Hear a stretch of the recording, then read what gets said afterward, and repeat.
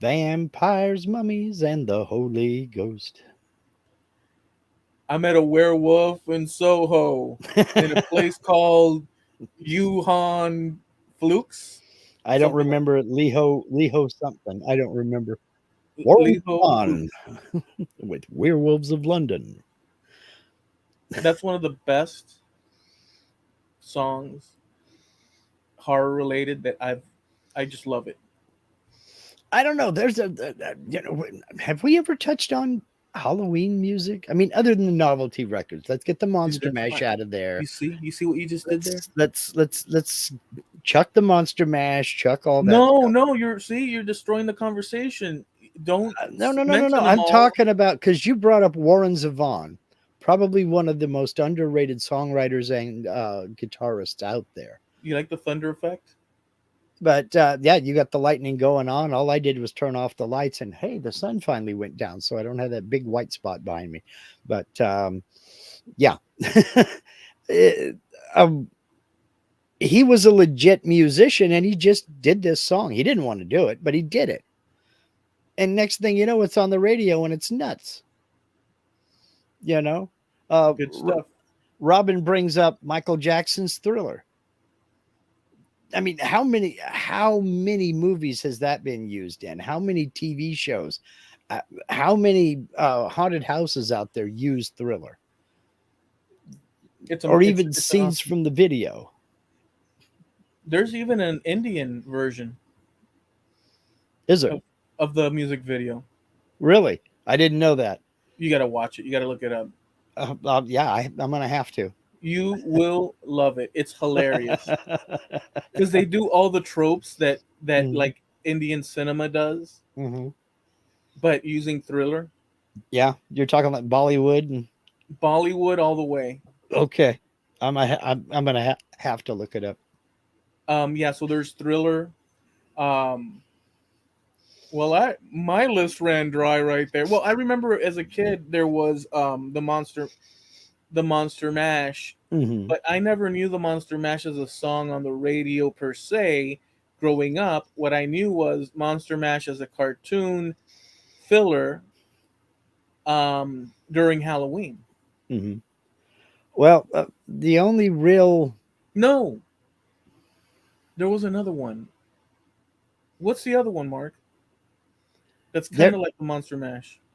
there is another one, but I don't remember it off the top of my head. I'll think on it as we go Okay, wandering okay. merrily along here. Um, Monster Mash was always number one. Then occasionally they would throw in Werewolves of London. The radio stations I played, Michael Jackson was not on the playlist, so I didn't hear that. I'm trying to think of what else. Man, this is a tough one. There were plenty of cartoons on TV. The You know, Transylvania Twist. whatever happened to my Transylvania twist? She did the twist. Was it like that? No, well, they did that. That was one. That was one line in Monster Mash. Oh, um. Well, did you ever see the? Just well, this is harder than I thought. Did you ever see? My father took me to. If kids grew up the way we grew up back in the day, they would be maybe more traumatized, but less pussycat wise. I don't know if I I can because my well. Go ahead, because I have a fall. There's a reason I said that, but go no. ahead. Go ahead. Go ahead. Let's hear your logic. My logic is because I feel like it. No, my logic is my logic is my old man. I don't know that every parent did that, and actually, I remember you saying that you had difficulty with that. But Mhm. my dad, the ratings were out the window with him. Yeah. But then again, he came from Cuba, and to him, he just wanted to see the movie, and I was tagging along, and it Mhm. was what it was. So I went into like black exploitation films with like machine guns and ladies dancing topless at a bar, and I'm like Mhm. a little kid just sitting there. What all he'd say is close your eyes. Well, anyways, and I'd close them, but I'd peer through. Of Um, course. but with that said, he took me to see where an American Werewolf in London when that came out, Yeah. Yeah. That and was pretty good. that was dude, that was well. As a kid, I remember the nurse, and I never forget her. She was so hot, I, and I just, it just whatever. still to this day, the two scenes that stick in my brain about that movie Which are was his the American Werewolf in London, hmm where him transforming into the wolf with Bad Moon Rising playing in the background, hmm Creedence Clearwater. I wouldn't consider that a Halloween song, but I did after that movie. hmm That scene, and then another scene where he is talking to his friend whom he had already killed, hmm the spirit of his friend, and his body's all decomposing. And the thing that stuck out at me was the makeup artist who did the makeup for that movie nailed it. And because he had a flap of skin hmm where the werewolf had ripped his neck, he had a flap of skin that just sat there and dangled every time he turned his head. And Yep. you couldn't, that's all I could see. That's how many years, 40 years, 50 years later? I mean, wow. It's etched. It's etched into my brain as well. But that nurse, boy, there was something about that nurse, man. And I was a little kid, and I still remember her. I still remember her. Yeah. Um, Well, there are certain things that stick in your brain, but you were a little kid and I was a young adult. So, I mean, I wanted to see that just as much as you did, but there were too many to count. So I didn't care. well, yeah. I mean, but and then again, I don't know what I was looking at. I was just happy to see it. Yeah, true. You know what I'm saying? It's like, Yeah. Let's see here. Jim Dockrell says Elvira, Mistress of the Dark. Did you ever watch yep. that at all? It wasn't on any of our channels here. I saw clips of it, and it kind of looked kind of okay, funny and kind of campy, what have you. But was that strictly Halloween? I don't think that was strictly She Halloween. used to come Was out. it? She used to come she used to show up late nights. I Mm-hmm. forget which day of the week, and she looked all decked out in her Mm-hmm. vampirilla looking ways. And Yeah. but I didn't take it serious. Yeah, me either. It was like a comedy act almost, Yeah, and she way over made the top. jokes. Yeah. So we had a similar thing growing up in the San Francisco Bay Area on local independent station Channel 2. It was Creature Feature, hosted by a guy named Bob Wilkins, who was just this dude in a suit with horned rimmed glasses like mine. Thank you for noticing, Robin. Oh, very cool. I kind of like those, but that's what was different. See, that's the difference between guys and And I got a girls. haircut. See, that's the difference between guys and girls. You could have worn that for the next 20 years, and Hmm. I wouldn't have noticed the transition from the I guess gold glasses or silver glasses that you regularly wear. I like Yeah, those a they're right million. here. I like the so what I don't know who I am to talk because I didn't notice them anyhow, but I'll just say um because I wouldn't have unless someone mentioned it.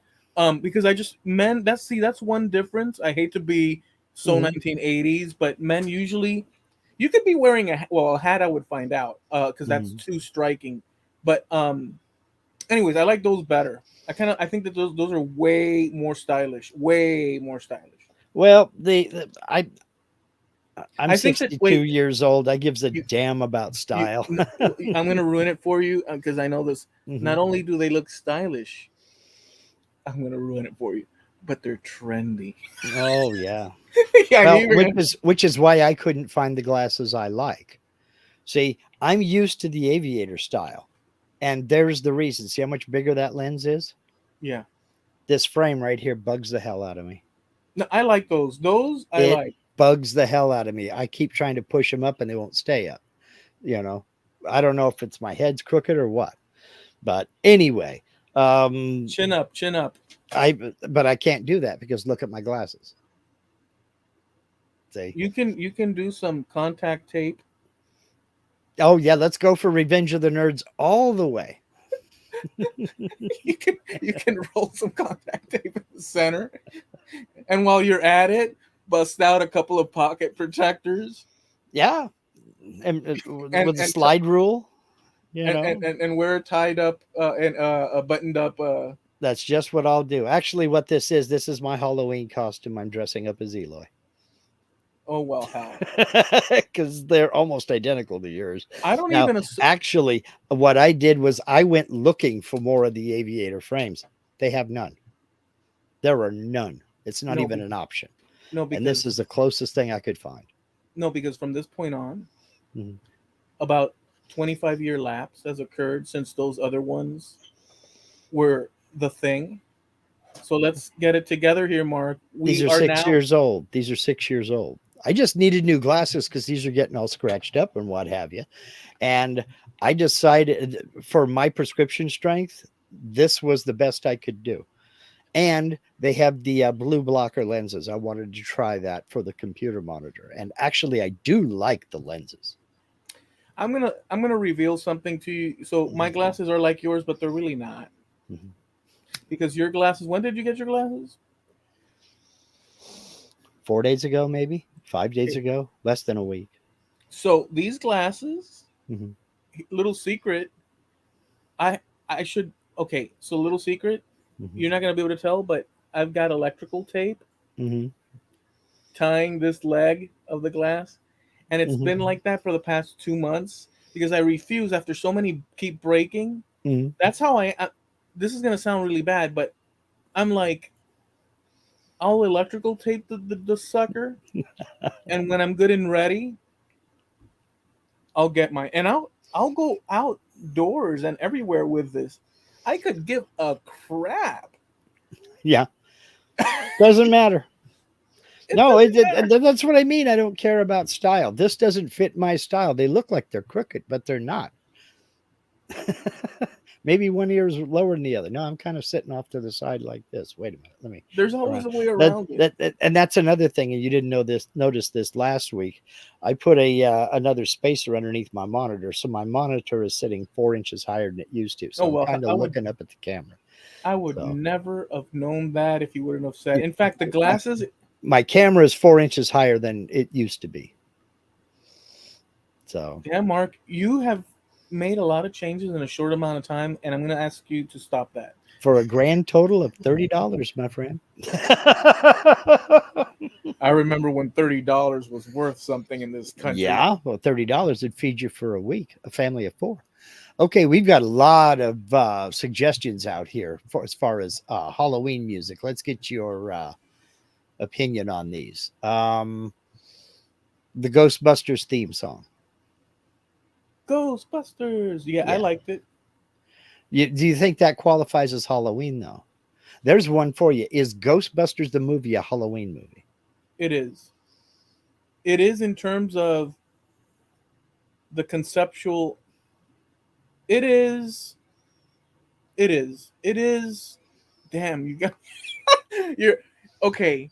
You could go in any direction with that one. I Mhm. would put it in the Halloween thing because it's got ghosts. It's got 80s. The 80s is an exception to the rule of your traditional Mhm. 1960s, 70s style, specific Halloween stuff.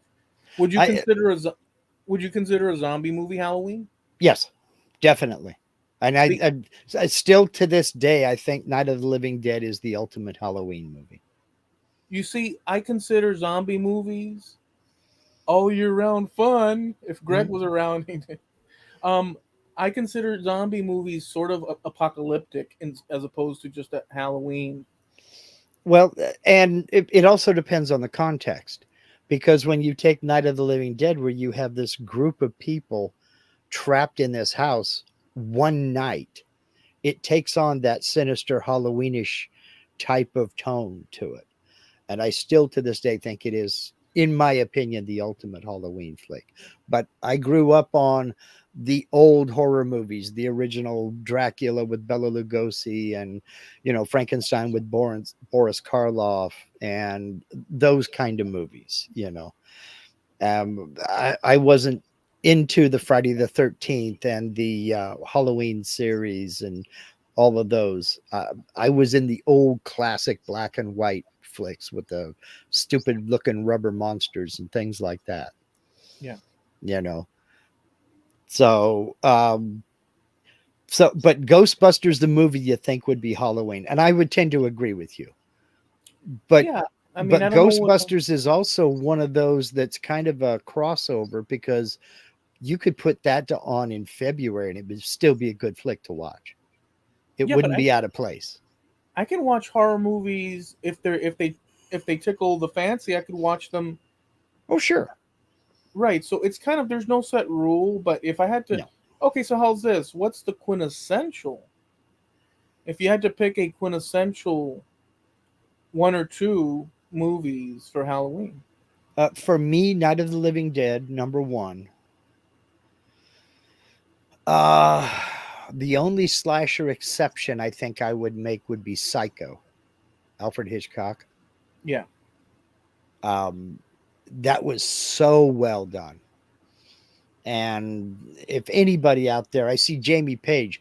Um, Jamie, if you have not seen Psycho, the original, do yourself a favor and see it. A lot of people will just automatically turn away because it's black and white, but oh my God, it's still one of the all time greats. Um, Other than that, I don't know. It's a tough call. It's a tough call. How about you? There's no, there's a bunch of them. Um, I would pick. Well, since I'm all about putting the '80s, I'm all about putting the '80s before the ladies. No, if I'm all about the '80s, so I'll say, what was that guy with the fingernails? Edward Scissorhands? No, not that one. The guy, the really burnt up guy. Oh, Nightmare on Elm. Night, Freddy Krueger, Nightmare on Elm Street. Yeah. I think that one is that goes to show how much. Well, maybe I'm having brain farts this evening, but um, yeah, I would pick that one because it does have like a little song in it. One, two, Freddy's coming. That whole little thing with the little. So whenever there's kids that are singing Mhm. a song and they're innocent but within a horror movie, those are the most horrific people in the horror movie Mhm. for some reason. Okay. Okay. So yeah, Let's so Freddy Freddy. Krueger. Okay. Let's go down the list here some more. Okay, after Ghostbusters was Superstition by Stevie Wonder. And for some reason, it never felt like a horror Halloween song. Me either. Me either. I just don't make that association. You know, that's just a good tune to listen to anywhere, anytime. I never liked it much, Really, either version, his I or Vaughn's. I I I got tired of Stevie Ray Vaughan's version because that's all they ever played on the radio there for about a 1 year stretch. You know, it's like, dude, he made more than this one song. Come on, put on something else. All right. Time Warp from the Rocky Horror Picture Show. I don't know it. You don't know it? Um, that movie has a cult following, probably the cultiest of the cult movies. If you ever get it, it's weird. The subject matter is goofy at times. You'll be like, "Oh my god, are you kidding me?" I've sat through it, but But if you begrudgingly. if you ever see it at a theater with live audience participation and maybe a cast performing it down in front of the movie screen, completely different experience. 100%. Just the audience throwing stuff at the actors is that part is funny. Invasion of the Body Snatchers. Which one? I like the The original. black the black and white one. Yeah. Not the Donald Sutherland, the old one. Yes, I agree with you there. That's another good one. I think that one fits the Hmm. mole. Yes, Oh crap! that was a creepy movie. There's a lot of good ones actually. Now that there's one called The Fog, which is a more modern one. Yeah, that It was was written. 70s, I think. There was an old version, right? 70s, maybe 80s. The 80s. No, well, there's a brand new one. Okay, I haven't seen the new one. I kind of like that. Where the mist, Hmm. or is it the mist or the fog? In any event, there's one called the mist, and maybe there's one called the fog, and There is vice one versa. called The Fog. So this one, there's a town somewhere up in New England, perhaps really up in New England, and a fog or mist rolls into town, and the mist is like this horror environment, and people have to hide in. They can't go out in the mist and whatnot. Hmm. So it's kind of like that. I think that one's a good one. Okay, okay. I saw it years ago. I mean, at a drive-in. That'll show you how long ago that was. We were still down in California, and I was dating my old girlfriend down there. So, let's see. Jim says, "How about Witchy Woman by the Eagles?"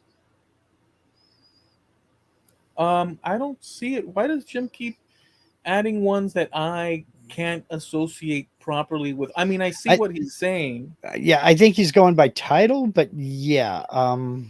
I see what he's saying. I'm going for so and by the way, there's no wrong answer to this. It's just that Mhm. the superstition one, for my taste, in terms of what we're talking about tonight, Yeah, I can't quite make the leap where I get that Halloween vibe. yeah.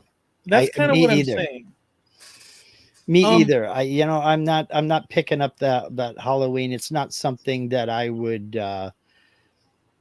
Yeah, I I can don't get it. see that the title and the themes of the songs have relatedness to, spooky stuff and this and that, but Mhm. I don't know. I can't make the leap. Me either. And yes, Jamie, that was the Eagles, and it was Don Henley on vocals. Um, yeah, I can't make that leap either. That was about a just a yeah, just a A woman woman that was, that done him wrong, basically. yeah, but the word witchy is in there, Hmm. and he does so.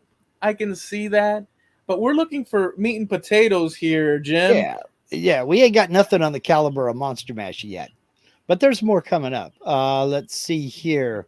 Black Magic Woman by Fleetwood Mac or I Santana, either like one. that. I guess that's even well. Then again, that's a great song. I mean, I really like that song. Yeah, I can listen to that anytime. I think it's a stretch for Halloween. I mean, I get where you're going, but it's just I talking love about a woman who done him wrong. I love how you're like one of these judges on a panel in one of these. I give him a 6. Not enough hand and arm motion. But I don't know why Jim is going for these very That's left of simply the field. titles. Simply the titles. It He may kind of be pulling our conjures up a chains too. He Halloween. says It's quite possible. maybe he's pulling a trick or treat. Yeah, yeah. I mean, it's possible. Then he gets into Blue Oyster Cult. Don't fear the Reaper. You see, I can see that completely because the Reaper is squarely in Hmm. a horror theme. But it's funny. I always, damn, Jim, why do you, Jim? Damn it, Jim. you know, Now, go I ahead. could see it. I could see it, but I don't think it was intended to be. But if you were to put together a Halloween playlist, I don't think that would be wrong. Love how I could argue for it or against it. you've been denied again. Um, I agree. I agree, and here I am. So I Hmm. agree. I agree, but I don't know. See, I don't know if it's our American by United States American Dun, dun, bias dun, due dun, to the dun, cultural dun, dun. vibrations of the air of the the border that is the United Mhm. States. I don't know if it's particular to, but you both Canada and the United States I assume had the same roughly. I'm assuming too much. Yeah. Well, I would you not never make know. that connection necessarily. Hmm. And the reason I'm bringing this up is that it might influence Jim from his vantage point. Do they celebrate Halloween in Canada? I don't know. I've never been in Canada in October. I have no idea. Canada in October. Dan's asking, can they still watch this in Canada? Let's see here. What's next? Okay, now, this time, Jim, you're on something. Tubular Bells by Mike Oldfield. Oh boy, I have a Definitely, because I know the context of the tune, and that's the only reason I say so. But yes. well, I had well Jamie Page one time reached out to me and said, "Hey, dude, I've got a."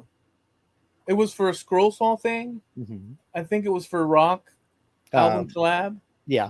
and he was gonna do the cover of Tubular Bells. And he said, "Dude, I need you to write me a, a song with that idea." And so I Mhm. listened to it and pondered, and I came up with something similar, but not quite, but in the ballpark. And I recorded it and sent it over to him. And sure enough, Jamie Page added it to his video, and he published his video. And dude, I pressed play. Well, I don't know why it's mechanical the way I'm pressing play. If you know, Yeah. I'm Yeah. pressing play mechanically. I clicked play. You have it on your typewriter. You have your typewriter set up so if you hold down Shift and hit the J, it types a J, but the video plays. I pinky clicked the keyboard. Um, at this point, it's like, and the video began, and Jamie Page, the creation was monstrous because there's a 3D to the bell, the tubular thing, Hmm. and Jamie Page made all the opposite cuts so that the 3D-ness Hmm. of it. Have you ever seen those houses where when you're like they're displayed on in parks and like you have to see it from one angle so that it makes sense? Hmm. Like it could be a Yeah. Yeah. giraffe and well, Jamie's image, no matter how you walked around it, it made no sense whatsoever. And I kept laughing and laughing and I decided and I recorded a reaction video to it, Mark, Hmm. and I just cracked up in the reaction. It's one of my favorite memories with Jamie Page. Anyways, go ahead. Tubular Bells. You listened to it, so you've heard it. That was Yeah, the theme to The Exorcist. yeah, I hated that movie. That movie, it was shocking for its time more than it was scary. We've talked about this before. The movie scared the dog walking, excuse me, the book scared the crap out of me. And so much so that I would turn on a trail of lights going from room to room. I didn't want to be out in the dark. And if I got out of the car, I beat feet up to the front door and got in as quick as I could. I What's was looking this? over my shoulder. That was an intense book. You'd have to read it to get it. What's It all was this? freaking intense. What's all this self-preservation that was going on? See how humans are. How do you fight the devil? You don't. That's the problem with all that. But I love how the self-preservation will Oh will yeah, will. it was 100% fight or flight. And how do you fight the devil? You don't. You just get the. And I don't know why we magically think that being somewhere in the light is going to help you. Because I there's think something it's to just, it. well, we can see. Oh, great. Now I can see the monster that's fixing to bite my head off instead of it happening from behind. And I don't know that it's coming.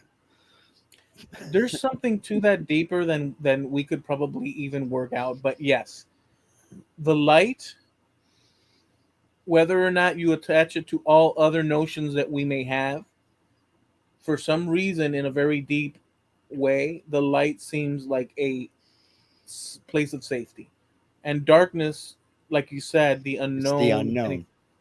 yeah, Yeah.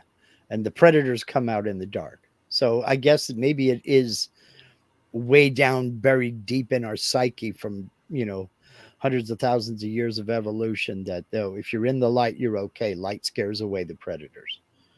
you It's wouldn't want to it's be. it's no more or less reasonable than when you were a kid. You had to have your hands and your feet underneath the blanket because the monsters couldn't get them if they were under the blanket. But if you let your arm hang over the edge of the bed, you were fair game. You wouldn't want a saber tooth, woolly mammoth slash tiger aardvark Hmm. to sneak up on you 2 to 5,000, 3, 4, 5, 6,000 years ago while you're picking lilies True. in the orchard. So it might have just burned itself in our memory. Yeah.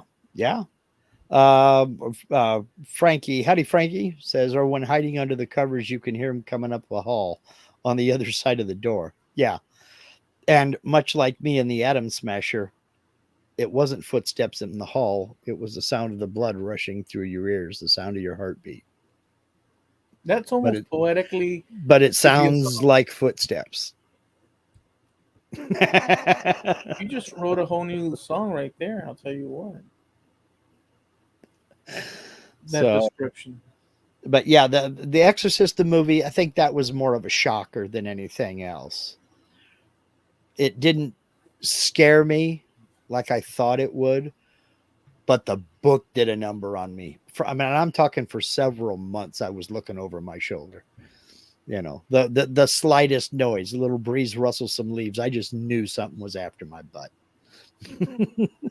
There's something weird with these horror movies, especially in the 80s, maybe some in the 70s.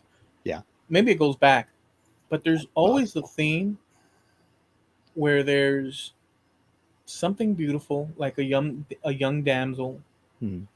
or a flock of damsels um, in some sort of camp, maybe a volleyball tournament that went bad, Oh, um, uh, or something like that. But there's always this um, element of, let's not say purity, because boy, these girls are wild, but let's call it the idea of the so they need protection to some degree, or you wouldn't want something bad to happen to them. So you're right. saying that, so they end up being the people that you, well, in some cases there's always the annoying one that you hope Hmm. goes first and stuff, but there's all these elements going on. There's all these elements juxtaposed with this horror, Hmm. and it always has these elements going on in these things, and these are things that pluck at our heartstrings and our emotional centers in Hmm. a the I Oh, mean, they don't not just, Bambi. well, yeah, they don't just toss this stuff together and call it a movie. There's psychological reasoning behind the things that they do, unless it's a low budget thing, and then Yeah. all bets are off. But there's themes that reoccur in these things for a Oh yeah. reason. Oh yeah. Well, it's there for teenage boys, or young boys, young adults, males. That's what it's there for. That's why the gratuitous nudity and things like that. I resemble that notion. No, so yes, you're right. Um, but horror movies, like, there's been some sophisticated horror movies slash thrillers Oh that yeah. that reach a broader. Oh yeah. And I think well, I've already mentioned it. Psycho's a good example of that. Yeah, I mean, still one of the best movies of that genre ever made. And that was made in the 60s on a very low budget. yeah. In fact, I think it was made in 1960, if I'm not mistaken. I may be wrong on that. But yeah. Okay, last one here, Jim, that Jim had a suggestion for. The one eyed, one horned flying purple people eater. Well, that tells it all right I, there. I don't think it's a Halloween song. I'm gonna go against you, not because I disagree with you, just because I want to give one to Jim. Because for goodness sakes, you sure been striking out with the judges Well, no, I, tonight. I gave him I gave him Tubular Bells because that is a creepy sounding song.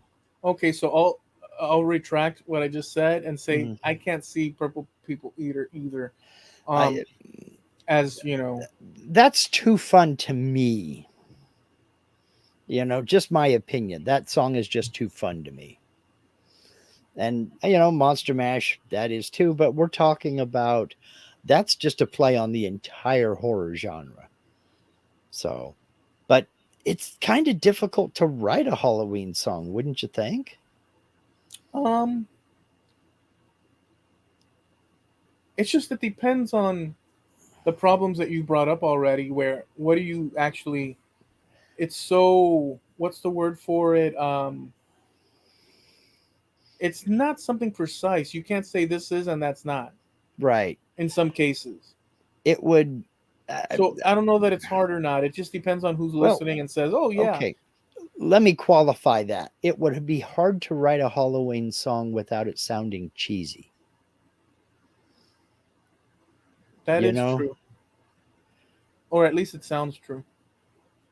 oh, look, the guy's just talking. He's got to get the jack o' lantern in there. And oh, yeah, there's got to be a witch crashed into a tree, that kind of thing. It's, I don't know.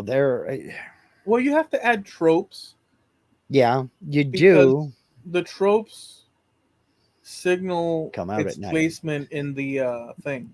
There you go. The tropes come out at night. Well, no, the tropes Mm, are repetitive things that we associate with, sure. something. And you, if you're gonna sing a horror song, there's some things that you have to inject in there in order for it to sort of tie Hmm. it together. Hmm. Okay. You know, Okay. Okay. I think. Um, Greg is asking, I thought you guys were talking songs, not movies. Kind of free form, kind of all of the above, Um, Rules out the door. especially when we're talking about a lot of these quote unquote Halloween songs. Did I freeze or you froze? Did I freeze or did Mark freeze?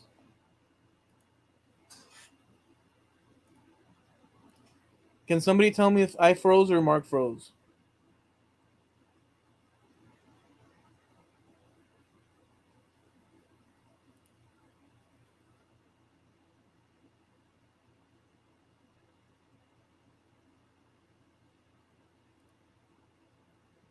Am I? Mark froze, so I'm. Are I'm. associated with movies. Damn, Oh, Mark. like, uh-oh. Did I freeze? Mark. Mark. Okay. Welcome to the future, Mark. Boo. Dude, what you just did, and not only that, but the audience, Mhm, for the past, I don't know how long, it felt like forever. mhm. You were frozen, dude.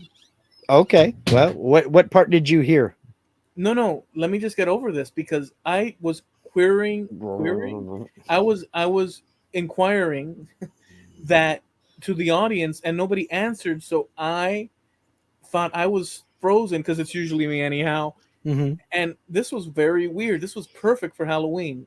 I didn't hear any of it, by the way. That's how long you were gone. Well, yeah, I was just saying that You're it's gonna see me freaking out. And the oh, if you watch it again, I'm like, is I it will. me? Is it me? Hey, is it everybody? Is it me?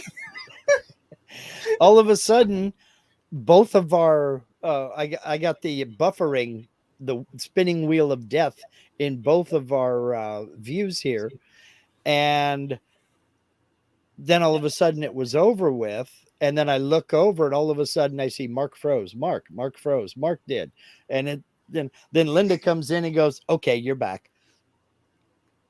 And it's like, okay, I'm fine, thank you. It felt like, dude, it felt like forever. Mm. And because I, for one moment, I was in the twilight zone because no one was giving me. And I'm gonna press out and refresh. Well, maybe that was Spectrum's way of saying boo. Well, it fit with the theme, so It reminds me of that scene in Airplane where they're watching the plane come in on radar, and all of a sudden the screens go out, and there's Johnny over there in the corner with the plug in his hand going, just kidding, plugs it back in. that's hilarious. Now that's a good movie. Not a Halloween movie. No. Let's see. Jamie says, "Did you ever see the Exorcist spoof movie with Leslie Nielsen called Repossessed? That was No. funny. Was that a Mel Brooks? No, Dracula Dead and Loving It with Leslie Nielsen. That was the Mel Brooks I'll uh, tell you which one's flick. good. The Burbs. The Burbs. Yeah, with Tom Hanks. Not seen it. I've seen the VHS cover at the rental place, but I've never seen it. I've never Oh, you seen the got to movie. see it. I think it's free online. Mhm. It may be Okay. on. I don't want to put on YouTube. And some neighbors move in next door, Hmm. and they're like some from Hungary or something, and they have like the old world ways, and they're very to themselves. And these American families back in the '80s are very, well, let's call them not middle America. There's a word for suburban America. Well, Hmm. the burbs, that's the name. So Hmm. they're quite, I mean, these are neighbors, and this is our little Straight laced, yeah. right. And these other people are totally secretive, and they don't clean the cobwebs of the thing, and like no paint job, and it's like a horror thing. And they let their imagine. It's funny slash. They let their imaginations go, and it just crescendos. It keeps getting worse and worse, where they end up trying to infiltrate the house, and these are just regular neighbors. It's just the whole freaking thing is hilarious, dude. Okay, no, I haven't seen it. I'll check it out. It is I funny. will check it out. You just reminded me though of another movie. Let me get your opinion on this.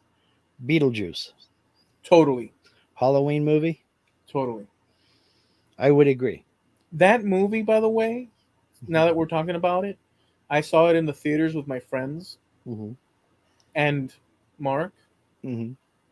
That was some reality mind bending stuff because they used stop motion, they used all these little things, but the concept of the movie was mind blowing. Yeah, It really was. It yeah. was well done. It's a great Very well done, but a very fun movie too. and fun. Hmm. Yeah. Yeah, I agree with that 100%. Let's see here. What do you think? I'm going to put you on the spot because we didn't talk about this before we went live. What do you think about inviting people to come on if they want to talk about I am adamantly against it, it? Okay. but against my better judgments, I'm totally open to it. So let's Okay. do it. Well, let's go ahead and throw the link out here in the chat.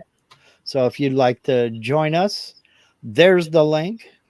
Of course, you need a cam, mic, and speakers to join us, and our usual gang knows that. Let's see here. Greg, the Snow Crusher, says in the movie category, how about Race with the Devil? I don't think I ever saw that. I mean, what's going on tonight with Canada? People are giving us strange signals from across the, I I was gotta gonna say look across that the up. pond, across the field. Um, Hmm. and I'm not connecting things, man. I gotta look that up. Oops. They need to freaking tell us what's what. That was 1975. Uh, Peter Fonda, Warren Oates, Jack Starrett, Loretta Swit, Laura Parker, Wes Bishop. Two couples vacationing together in an RV from Texas to Colorado are terrorized when they witness a murder during a satanic ritual. That's entertainment. That Never sounds seen it. good. That sounds good, actually. Damn. Never seen it. IMDb gives it 86% like this movie. Rotten Tomatoes gives it 64% from 1975. I Listen, never saw it. why are you throwing Siskel? Why are you doing such? Why are you giving us rating from these people? Do we actually? Giving you a hand in case you want to look for it. Now, wait a second. But do you ever give that credit? Like I have, if I see 1 star, I might be slightly dissuaded, but I never pay attention to those. Do you? It depends. It depends on how much hype the movie's had because I've been burned too many times before. And what I mean by that is it started with The World According to Garp. I was a huge Robin Williams fan when he first came out. The new Laugh In and then Mork and Mindy. I was a huge Robin Williams fan. So when that movie came out, everybody was, oh my God, that's a great movie. That's a great movie. That's a great movie. So I went and saw it. How you doing? That's 90 minutes of my life I will never get back. It's the worst waste of film I've ever seen in my life. Howdy, Jamie. How you doing? What's going on, JP? Welcome to Halloween Horror Nights. I know, right? Well, Perfect example for Halloween horror was that Tubular Bells project. Which one? Which one? The Tubular Bells project, that was a nightmare. No, but Jamie Page, you made all okay. So we had the 3D, like how it twists and whatnot, but you made all the moves like the chops, and it's like with I the couldn't. smallest paintbrush. Oh yeah, that's the second part. He had a background. Welcome, Greg. We've been expecting you. Jamie Page then went ahead and painted the whole background and he picked out the smallest feather brush for this huge canvas of an area, and he would dip and paint, dip and paint, and the whole thing just cascaded into. It's one of the best entertainments I've had in let's say the last how long ago was that? Uh, 3 years, I 4 years? know. Yeah, but Yeah. you're probably more entertainment back from a lot more before that. It's one of the things that you go into a project with something in your mind and it just doesn't work out what you have in your head. Gee, don't know what you're You talking think about. you're being artistic. Don't know No, what but you're talking about. I can see how you would have made those mistakes because it's twisting. You're using a 3D thing and you're connecting, gluing things. I think it was together, and so Yeah, the whole thing. But you could have A and B'd the album cover and what you had, and you could have chopped a new piece of wood. No, to yeah, I could have repair. done that. Yeah, I could have done. I just didn't. But you didn't do that, did you? You said I took screw it. part in one Maker's Rock video. One it was 2017 or 2018. I don't remember what it was. I took part in it one time, and there comes a point where you just want the damn thing done, and you don't care what it looks like. Hey, Yeah, you know why I know that Greg. You know why I know that Greg was one of our viewers, and he's no longer is because now we had we had four, and once he popped in, now we have three. So we know by using my powers of deduction, we lost a viewer because we called him into the show. So at one point, all our viewers are going to be in the show. That's well, fine. I've still got I the still got YouTube it channel running. running. Yeah, me too. Oh, so we lost somebody who isn't on the screen. All When I right, popped great. in, somebody didn't like that and they left. That's even worse. That's hilarious, man. Oh, geez. So why don't you guys give us a couple of Halloween stuff that you might want to, anything that's weird and strange or No, you know whatnot. this is my favorite Mhm. subject, right? Of course, Yeah. I mean, Zombies, vampires, lizard people. Oh yeah, Hmm. beetles. Oh, was that fit in there? yeah. Bikini bimbos See, from the moon, things like Hmm. that. Yeah. I think apparently, according to one of the people over here, the royal family over here kind of transition into lizard people like once or twice a year. Yeah. He's a Yeah. conspiracy theorist.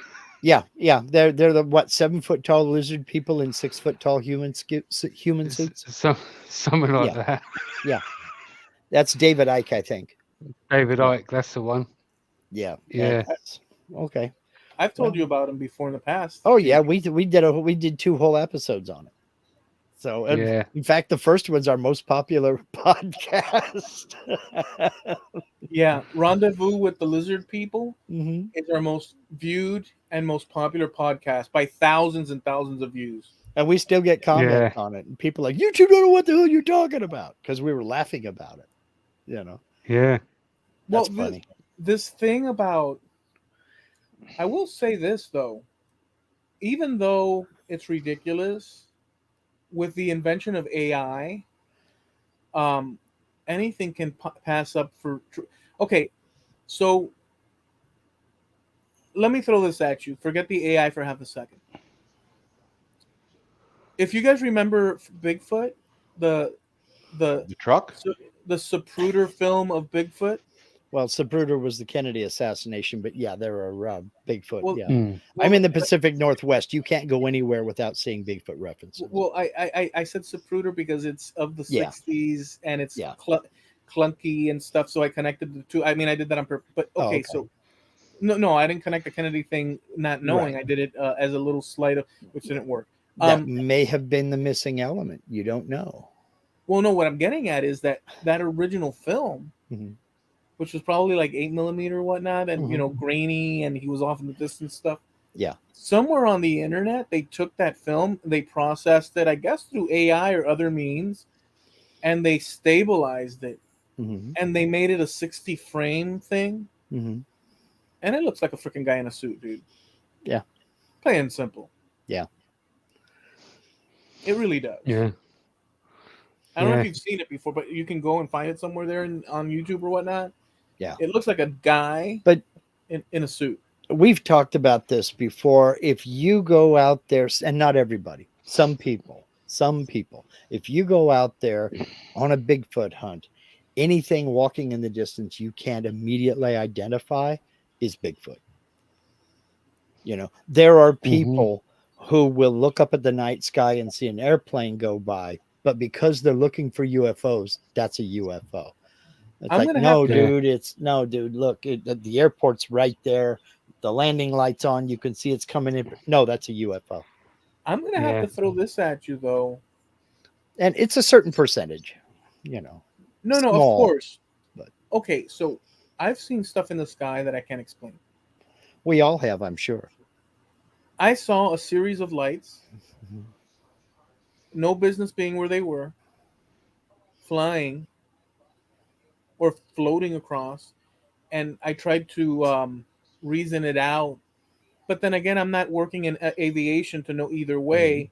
But here's the thing: they looked like dots lit up, just floating across the sky. They looked like I thought could they be weather balloons, but that they're it none of the explanations, and I don't have the skill, the education in Mhm. said aeronomic, whatnot They're not to be able to figure it out either way. But long story short, it was a UFO for me. sure because you couldn't identify it. Mm. Exactly.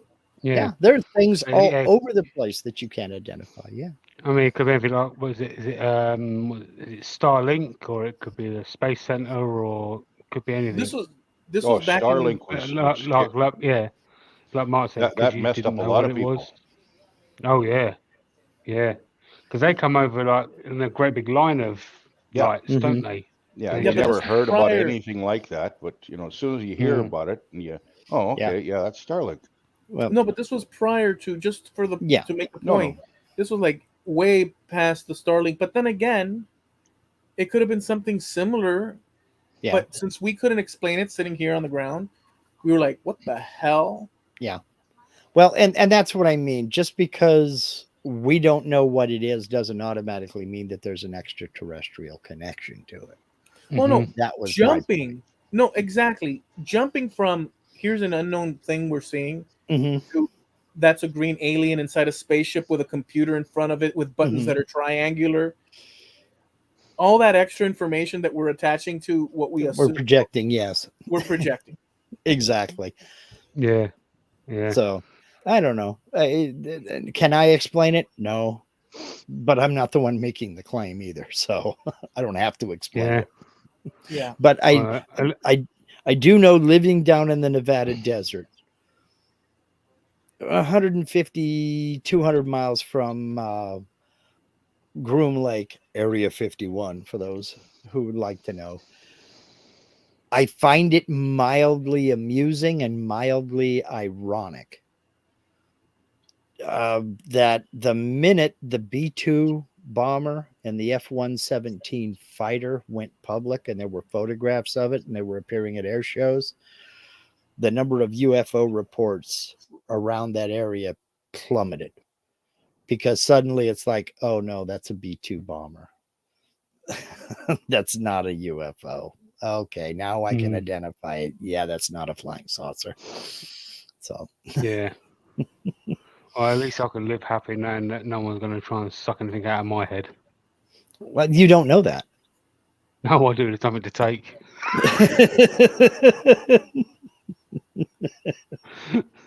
You don't know that. But, oh well. Look, we have another viewer. We have another viewer. You know, if you watch the clock, it doesn't move. So, I'm just saying that's an extra. Those are extra eyeballs. mhm. But they have that happens to be me. Go ahead.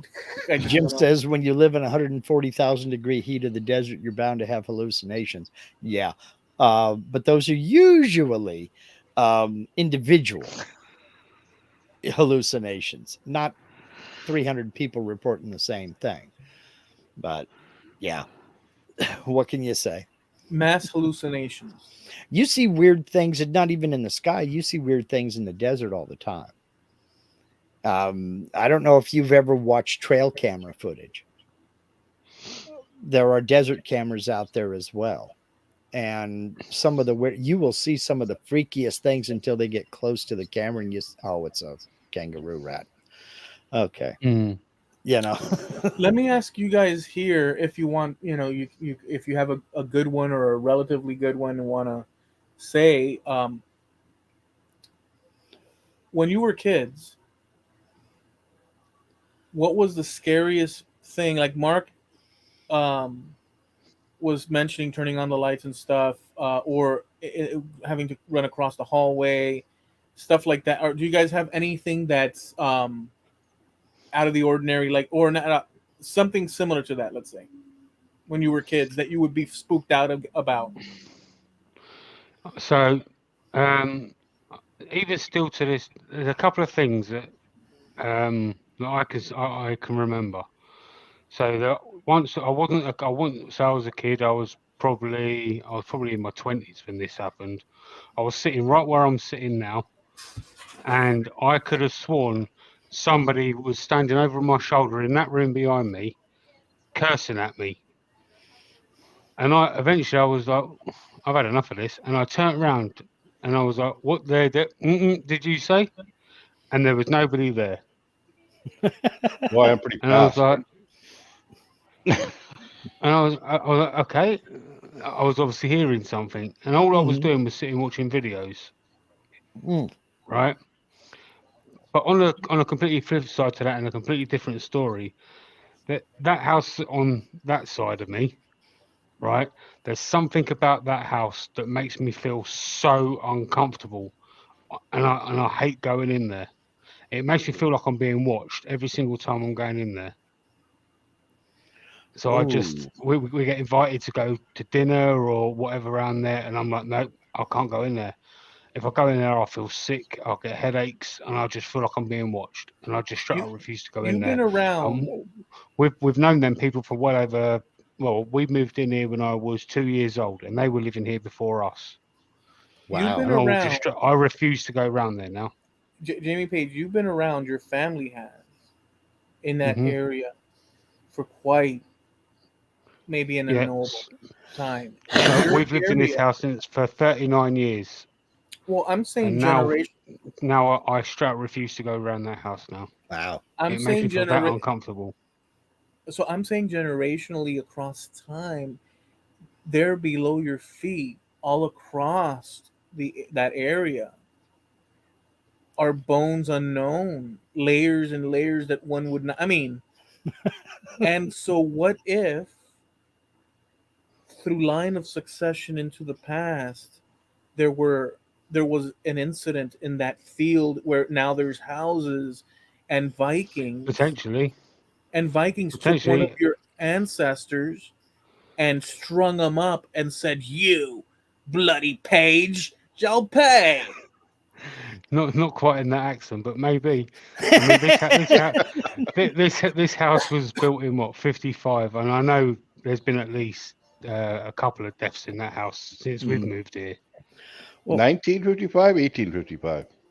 1955, this house Okay, was built. now, first of all, that's I don't not know. that old. Did the Vikings ever get that far south, Jamie? I don't Of know. course. Yeah, They did. Okay. yeah, Yeah. Um, yeah. but now you've I got live my in a town interest. called Broadstairs. I live in a town called Broadstairs, and Mhm. the main beach in Broadstairs is called Viking Bay. Oh, okay. No, Okay. that whole Well, island, I didn't know if they got as far south as where Jamie was. I knew no, they were up in the north. Mm. that whole island that Jamie lives on and occupies on a daily basis, that was riddled with these Viking people. And I'm Mm. saying you can discount it if you want, but across the ancient eras, in those fields, swords and hammers crunched up against rock and sediment, in there, perhaps the ghost of a Viking is eternally fighting against that of an Englishman. Fee fi fo fum. Sweet dreams, Yeah. Jamie. Yeah.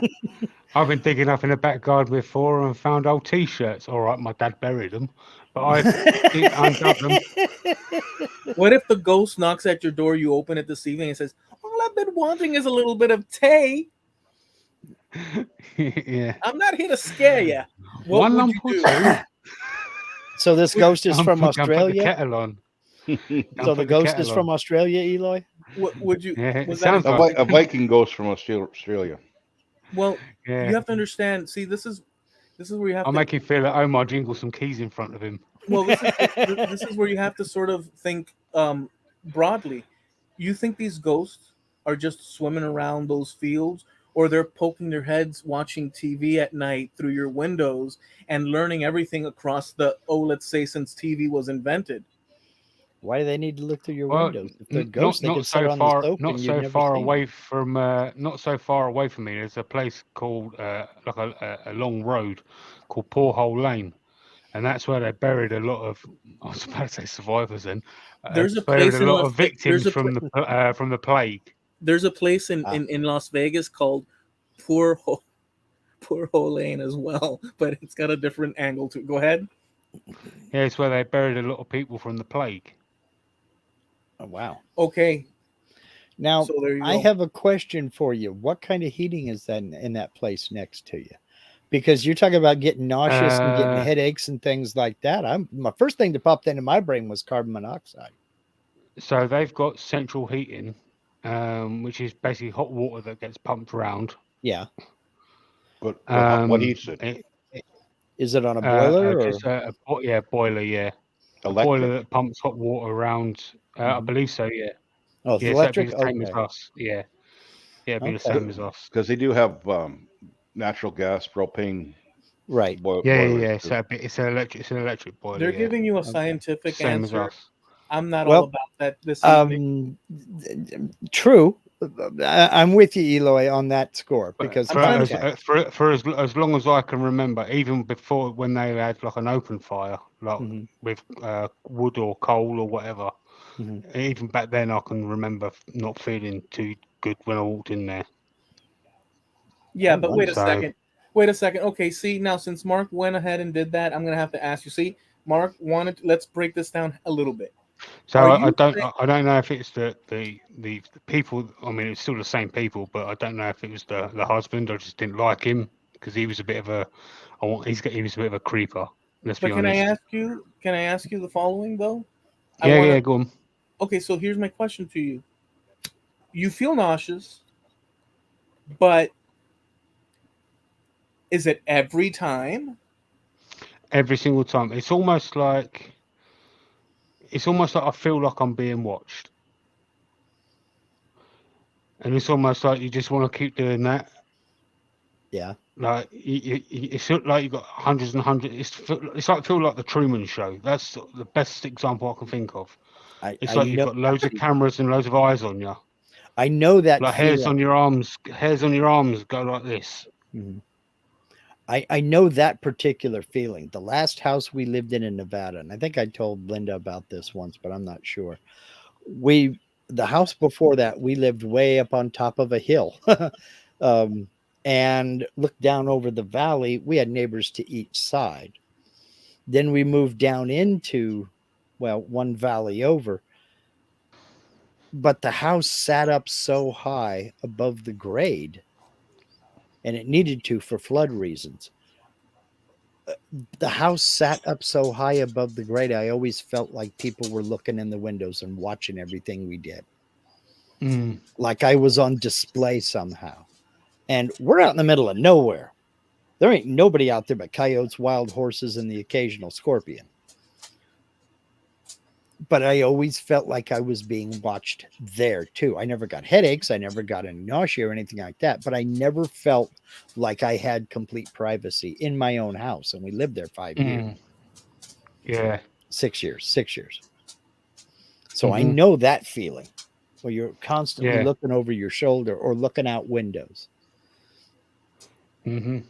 So if they gave Yeah. you But you won't go there under any circumstance? No, I won't even go in there now. Have you felt like that before somewhere else? No, but honestly, that's the only house. How close do you have to get until you start feeling that way? I actually have to go actually inside the house. So their back door, they've got like a so their front door they don't use as a front door unless it's for mail or actual guests. But because we know them so well, we can just if we wanted to, we could just walk straight round and go in the side door and just basically walk straight in if we wanted to. Yeah. But So so they basically got us the side door, and then they got like an outhouse, if you like, which is Mhm. like a pantry, a laundry room, toilet, and all Yeah. that sort of stuff. Then there's another door that goes into their main house. The Okay. second I go into that pantry area, which Mhm. you got an outside door, pantry area, kitchen. Mhm. As soon as I go into that pantry door, I'm like, okay, I can't go no further. That's it. I'm back out. what if, this is just throwing this out there, there's if they put a table in the center of that house, they open the front door, and you're standing in your at your house across the way, and they say Jamie Page, and they put 2 gallons of resin free for you. All you have to do is go through that door and get it. Would you? No, probably not. 2 gallons of resin and a free tote full of molds of all shapes and sizes. Say right. I'll No, I'll send a friend over to collect it for no, me. And $500. It's the new desert island, right? no, Yeah. no. Well, what do I do with dollars over here? And a picture Take them to the bank and exchange them for something you can spend. and a signed autograph of Vincent Price. Mhm. Nah, And I won't go in there. Yeah. period. So I'll give you a little bit of a background, and I probably shouldn't say this online, but I'm going to anyway. One of the people that passed away in their house, he really wasn't a nice man. He had a particular liking. He had a particular liking for what's the best way of putting it? Younger people Hmm. Okay. against their will. Yeah. Say no more. So And I that's the think connection. that's kind of put a bit of bad taste in my mouth, Hmm. and maybe the house. The association with that. Yeah. Yeah, but I mean the feeling was there before he had passed away and before anyone knew of this as Hmm. well. Hmm. So I don't know. I don't know. Maybe he'd done it before in the past and it followed him there. I don't know. I mean, it's weird. Yeah. It's weird that that's the only place. I Well, mean, another really weird example is we went to, do you know, like them horror houses mhm. and things like that. Yeah. I can't remember if I've told this story to Eloy before in the past or whatever, but we went to one of them before, and I went there with a couple of my friends, and we're going through, and we're all in like this long line, and I've got this couple that I don't know that's in front of me, and I've got my friends standing behind me, and we're all walking through this thing, and it's like different scenes of different movies as you're walking through it, Hmm. where you got The Exorcist coming, or the Texas Chainsaw Massacre, and all of a sudden they just jump out at you. Hmm. Right. Well, this woman just grabbed me by the hand. I had no idea who she was. Right. So she's pulling me, trying to get me out of here. And I've Hmm. got my friend trying to pull me back. But as we're going through it, I'm walking through and I'm just calm. It's as if I can expect it to Hmm. come out. Hmm. And I'm just walking through as if, yeah, all right, you're right, mate. You know, I just wasn't phased by it. Hmm. You know, I get this guy jumping out of a Well, chainsaw right in my face, and it just, yeah, you're right. but you kind of expect it because you go into that place knowing something like that's going to happen. Yeah. You don't know what it's going to be, but you know something's going to happen, and it's like, oh, nice one, like your hair. Yeah. Yeah. So yeah. So I kind of paid all that money just to, I don't know, be almost split into two by a woman I didn't know and my friends. Well, was she cute? Did you get her number? No, I No. didn't. Well, So opportunity lost. would you would you go and stay in a cemetery would I at go and night? stay in a cemetery on my own or with other people? One Ooh. other person, your girlfriend. With one other I don't think she would do it. No, not for love nor Not on a money. bed. Maybe someone I could, I don't know, talk soccer with or talk woodwork with, or Mhm. someone I've got a common interest with. Probably I Yeah. would, yeah. Okay. Yeah. Yeah, I would. You know, Claire's Crafty Corner. Yeah. She's gone and stayed the night in a church before, and you can there's a place you can do that in the UK. See, Mhm. I'll do that sort of thing. Yeah. I would not. Well, is that Hell kind no. of a social thing though? Yeah, it's like It you wasn't turn her up on her with own. There's a bunch of people that show up and do the yeah, same thing. there's Yeah. so you Okay. turn up with maybe a sleeping bag or a few things, Mhm. and they just I guess it's a way for the church to make money, I guess. Mhm. And just for the weekend after this, or for I guess like the Friday night and the Saturday night, because obviously they're using it on the Sunday. Yeah. They let you stay in there for a Mhm. couple of nights for Hmm. hour, and you just do what you do as long as you don't wreck the place, I suppose. Mhm. And you can, I know, taking like chalk marks of the floor on your piece of paper or Yeah. whatever, you Imagine they know. talk about the church, its history, and things like that. Yeah, And exactly. Yeah. okay, yeah. That So now yeah. that's interesting to me. That's interesting to me. Yeah, I mean, I wouldn't mind doing something like that.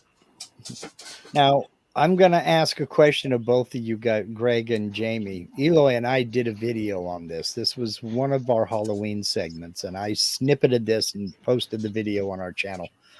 Oh, 5 years ago, 4 years ago, whatever it was. You're exploring an abandoned old house.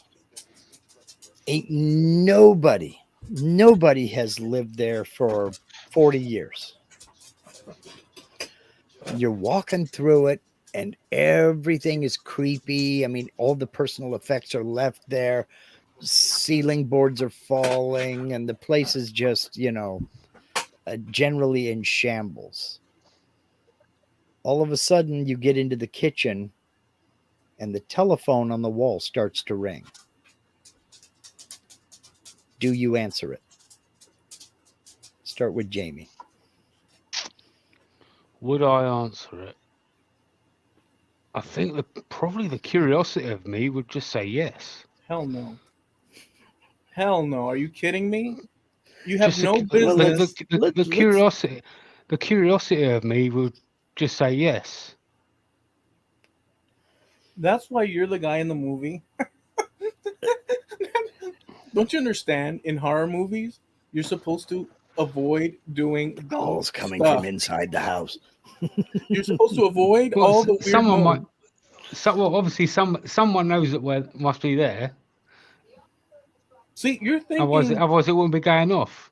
It could be someone that owns the house that's seen us going up the driveway. it's an abandoned house and the phone is ringing. Well, let's get Greg's answer before we decide what Jamie Page, just before is. Greg says whatever he's going to say, and I hope I'm not shocked but so far, Jamie Page, I would I would sort of suggest against picking up that abandoned house phone. Wait, Anyway, way to influence whatever Greg was going to say. oh, I'm sorry. Okay, same scenario, Greg. I mean, it's just you're in there with flashlights, it's pitch black, and all of a sudden the phone on the kitchen wall rings. Do you answer it? Well, is it rotary or touch Well, it's button? been abandoned for 40 years, so probably rotary. Oh yeah, for sure. You would answer it. He's Oh yeah. just saying that. No. First, you have to look at the person, and they have to have some belief in normal ghosts, whatever, to be affected at all by all this stuff, right? Mm-hmm. Or otherwise, it's everything's explainable. Maybe not You at the time, Mhm. and the situation where you are, directly. But yeah, it's just normal goings You, on. you, and It Jamie could Page. have been just a short circuit. You might have kicked something Exactly. in the house and not tripped an electric wire, Yeah, and you could have been You, the one to make that fan go off. it's the you and old. Jamie If it's old, Page. it's got to be the old twisted pair I got wire to get this one out. for. Yeah, let me. Go What's ahead, your no, go line? ahead. Let me just say this. No, it could be the old twisted pair wire, Mhm. So it's not the new digital type Mhm. phones. So yeah, it could be an electrical malfunction somewhere down the line, and they're just it's just electricity makes them ring. Mm. You and Jamie Page, as I was trying to say, will never be hired for the same role in the horror movie film because you're the same individual character that gets it in the horror movie house with that decision making that you're making. All right. Question for you then, Eloy.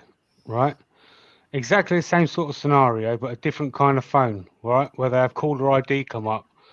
Phone rings and it's got John Lennon coming up. Would you answer it? Well, back in the 60s, No, today. and it says John Lennon. Mhm. Mm-hmm. On the caller Okay, ID. okay, I don't, I would not pick it up either way. In fact, I would not even pick it up if it's people that I know. Let's put it that way. I mean, it's to that level. I'm going to agree with Eloy, but for a completely different reason. I wouldn't touch it. Not because it scared me, not because it's freaky, not because it's weird. Plausible deniability. The minute you touch that phone, your fingerprints are on it, and somebody knows you've been there. That's why you, Mark. That's why Mm, you and I would not be in the same role because we'd be like avoiding that. every. You Like that. guys are troublemakers down here on the. There's a story about you guys down here in the Brady Bunch. Then Are again, looking to. you never know. They may be the guys outside with the camcorder doing a Blair Witch. Man, they didn't pick up the phone. And next thing you know, this big old hatchet fell down in the middle of the doorway and sliced him in two. We got to get out of this forest, man. Yeah. Listen, listen. This whole thing that these two gentlemen down here were saying, if you don't believe in paranormal stuff like Greg was saying and whatnot, you would exclude the paranormal stuff. And so I get it. Mhm. Um, but the scenario that Mark placed you in, even with excluding that bit, there's still mass murderers. There's still all sorts of different variations, and then there's that plausible deniability that Mark. So you're not placing. So I would. My leaning is to not answer it, but there's people that are bold enough, like you guys, that would. So yeah, Yeah, I would get the hell out of there as Mm. quick as I could because Jamie's right. Somebody, okay, that may mean somebody saw you going up the drive or somebody saw you going into the place. And let's get the hell out of Yeah. here. or it could be a false contact, some weird thing, like Yeah. Greg was saying. Mm-hmm. But to exclude all that, if it's a phone that's not connected to anything and it rings, that's even worse. Obviously, that's exaggerating the situation. Sure. Fair enough. Fair enough. Well, Everybody makes their own decisions in this movie. my brain goes to how is it there's no electricity, there's no water, there's nothing, but the phone works. How is that? And just the minute I heard it, I'd be like, okay, check please. Call me Casper. I'm a ghost. Psst, gone. I'm Let me out of here. throw Yeah. them this. Let me throw them this, Mark. Mhm. So different scenario. You're at camp, and this is the shower scene. Do you take the shower or do you leave the shower area and go somewhere else? Go. Forget the shower. We went on the road trip with Carl and Robin. We went to an RV park that looked sketchy, and I didn't shower there. Yeah, I can wait And that another weren't day. that weren't abandoned. Yeah. If you put the way you do that, JP, when you're on the road across America, you put one foot in barefoot, and if it sticks, pull it out and don't shower. If it doesn't stick, don't do that in the first place anyhow. That's what flip flops are for. Never go Yeah, barefoot. Never go yeah. barefoot in a public shower. Wear flip flops. I don't think If the I don't think I handle, slept that night when I started seeing bullet holes all over the sign. Well, that's just America. So get used to that. You'll see that in the sign for City Hall downtown. You know. if the handle, if you lick the door handle and it's salty and sweat, don't open the door. Yeah. All right. Okay. Just Yeah. throwing Well, that out.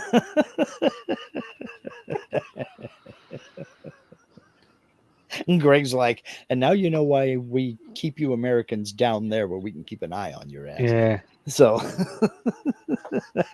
I think Mark's frozen again, or his camera has. Mark, am I? you're visually frozen, but not audio. I'm visually impaired. Okay. Yeah. Yeah. I don't know what's going on with my internet connection, man. I don't know. Yeah. Charter It's the cable must box. be having a hairy knicker fit. Well, it could be worse. I could be leaned back with my mouth wide open. Can you see Yeah. yourself Yeah. frozen? Yeah, I can see myself frozen, and I don't get it. Maybe it's buffering up again. I don't know. You guys haven't frozen, and I can hear you just fine. Can you see No, us? we Yeah, can hear you fine as well. It's just your yeah, picture's frozen. yeah. I see Jamie talking. I see Greg trying not to move. I see Eloy trying not to move, but his lights keep flashing. So, So Greg never answered his version of something that freaked him out when he was maybe a kid and stuff. If you do have one, Greg, I mean, I'd like to hear it.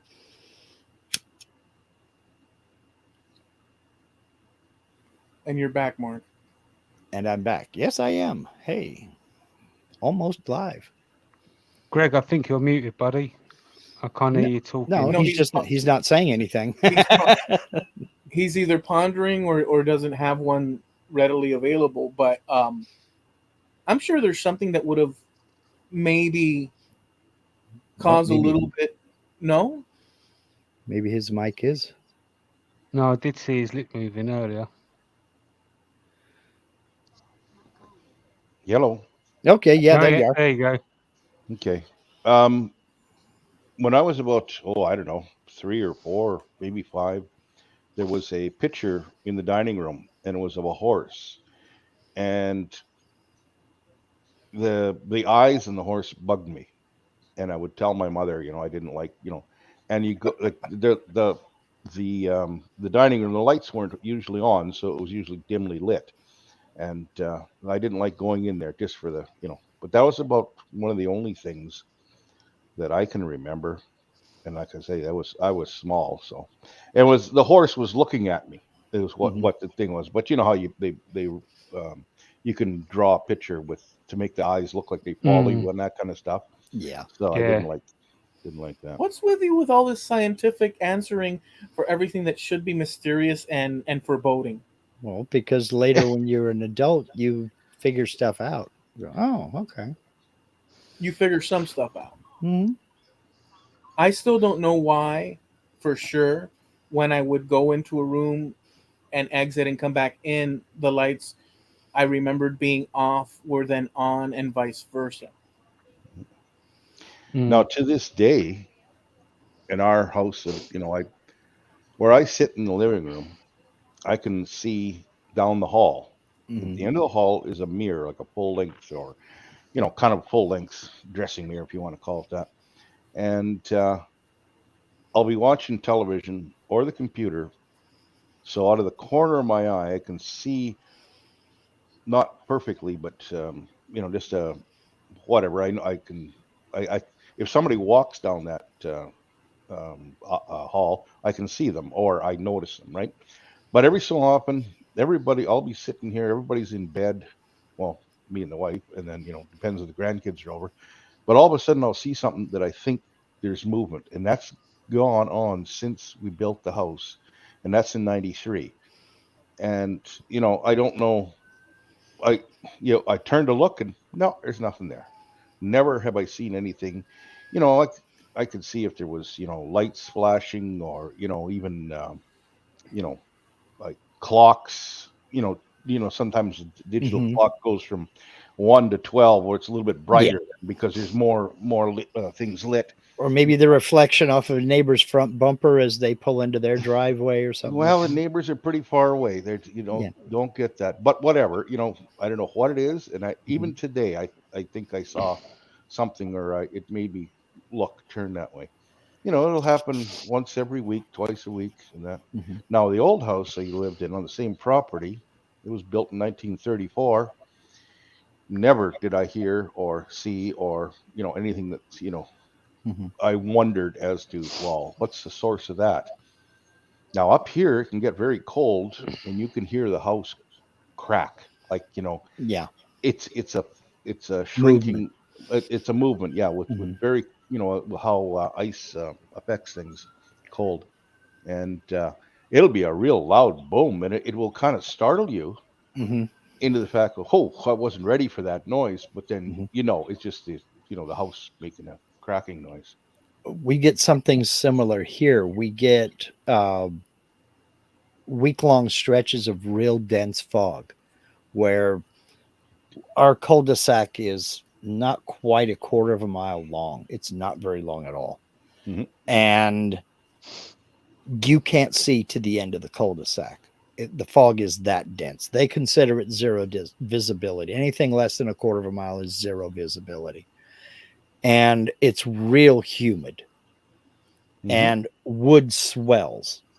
It just absorbs that moisture and it just Yep. swells. And I don't care how well your house is sealed, there's going to be some swelling, even on just on the siding outside. And occasionally you'll hear a creak or you'll hear a nail pop. And then when it dries out in the summer, of course, it shrinks down and it contracts, and you hear groans or you hear uh, creaking or popping or something like that. It's not all the time. It's just every once in a while you hear a thunk, and that'll be it. Hmm. It's like, what the hell was that? That's the house settling, Mm. you know. Yeah. Well, the house ducts, like in the bedroom, Hmm.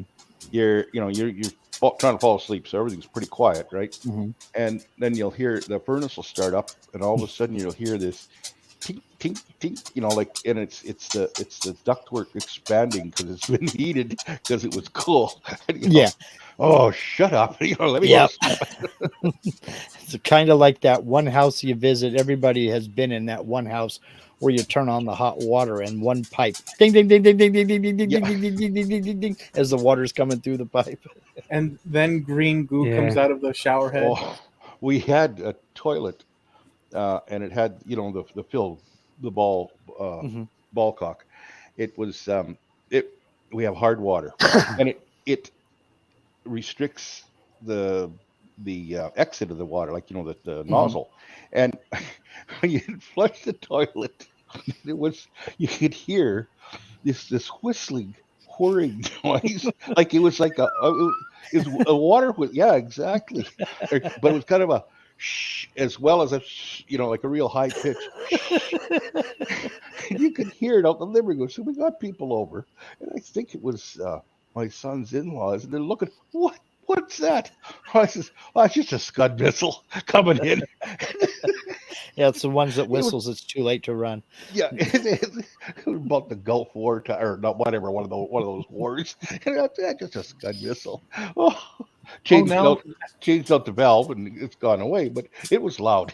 And yes, you know what's going on. Somebody flushed the toilet. now's a good time to ask you: do they celebrate? Because we never. I don't know that we got an answer. Do you celebrate? I would assume that you do. Halloween in Canada, Oh yeah. and how about in England? Uh, l- People do celebrate it, like you get the occasional decoration up by a few people, but we certainly don't celebrate it like they do in America. It's definitely one of them American things, I think. Yeah. Well, But how it, couldn't we, Um, being bombarded yeah, by all the commercials from the U.S. coming over the border via the television? Well, That's one thing we are experts at, and this is going to lead me into my rant, Eloy, that okay, we were marketing. talking about earlier. We are absolute experts at taking anything we possibly can and turning it into a sales event or a way to make money. We're very good at exploiting something. And I hesitate to say conning, let's just say manipulating the public into buying it. You know, we've Like got all Tupperware. kinds of commercial holidays, and we're experts at coming up with that. Give me one. Give me one sec. Continue. Give me 1 second. No, okay.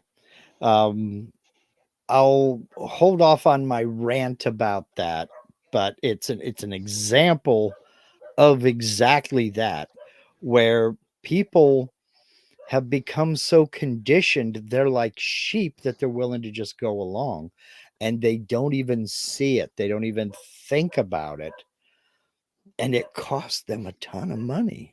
And it's just like, I don't know, I'm old, I'm cheap, and I just think it's hilarious. And now I got to wait on him to get back so I can get into what I was going to Yeah. talk about. So It's I actually had to go to the store tonight, like the UK version of Walmart. It's called Mhm. Asda. Asda. We had to Okay. get a few things. I had to buy myself a pair of jeans, Mhm. and look, we had a few. I say a few trickle. The streets were swarmed with trick or treaters today, Oh yeah. tonight, and I was like, I haven't seen it this busy since I was a kid. Yeah. Really. And I was like, I could not believe how many people were out. Like, you obviously had the young kids that were out, Mhm. and as so they should be. If you're going to be a trick or treating, you should be a kid. You know, gets I a little agree. bit of candy, all that sort of stuff. But Mhm. you also had like 15, 16-year-olds. Now you look at Yeah. them and you think, you shouldn't be doing this. Yeah. And you kind of like, you look at them like, and they just look like, I don't know, yobs. Do you know Yeah. what I mean? Like, they're not going out for the candy. They're going out to intimidate the older people to Mhm. just try and get some cash. Mhm. Do you know what I mean? And you just yeah, and it kind of wound me up. Yeah. If you're taking your A levels, you're a bit old for this. Well, Yeah. growing up, I've always thought of Halloween as a kid's holiday. I've Yeah. always thought of it that way. And I got to a point, I figured, and I did this to myself. I figured when you turn 13, you're no longer a kid. You're too old for this now. Mm. Yeah, you know right from wrong. You're too old for this. This is for the young kids. So now Jim says, I don't mind teenagers doing trick or treats. It's better than a lot of things they could be doing. I guess in some ways I would agree with that, but I still think it's a kid's holiday. I really do. You So there's, know. yeah, I agree with what Jim was saying, but I think there's two kind of teenagers. So there was the teenagers that I saw. Visually, you could tell like they're a particular kind of breed of teenager. Like, Mhm, they're the sort of ones that you could see that they're up to no good mhm, just by one, the way they're dressed, two, the way they were walking. mhm. You know, and just, yeah, you could just see that they've got an attitude about them. Yeah. And they're You looking for know, trouble, looking to cause yeah, it's trouble. sort of like have them little bags that, Mhm. like the yeah, just Yeah. bad Well, the bad teenagers have, trying to look cool and hanging yeah. outside stores and There robbing are old the both ladies. both kinds, you know. Like some are You just know, absolutely just enjoying the Mhm. dressing up, and Yeah. they like dressing up, and you know there's a reason to it. Well, you can't do it in a lot of places, and that's yeah, it's the Halloween is the one that's out there, or they're taking out the ones that are bringing along younger kids, Right. mm, they're like not the moms and dads, they're the older brothers and sisters or Yeah. And whatever. that's completely No, different. no problem with that. And you know, they're Mhm. not really looking for anything, but just to have, you know, have a good time Yeah. and that. I'll tell But you no what I did problem with see them. today. I'll tell you what I did see today though, on, because I live in like a little estate, Mhm. which we had what we call a community support officers, Mhm. which is like plastic police officers, if you like. Yeah.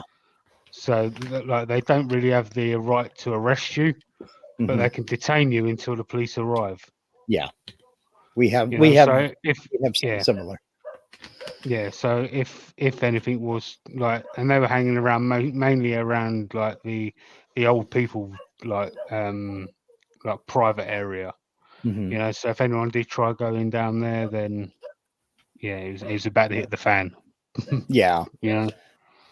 We have something similar here. It's a volunteer corps with the sheriff's department, but they do things like if there's an abandoned vehicle on the side of the road or parked in front of somebody's house, and like it's up on blocks and the wheels are gone, they'll come up and put a sticker on it, move this vehicle within 5 days or it's going to be towed at the owner's expense. Yeah. Like that. They don't have arrest authority.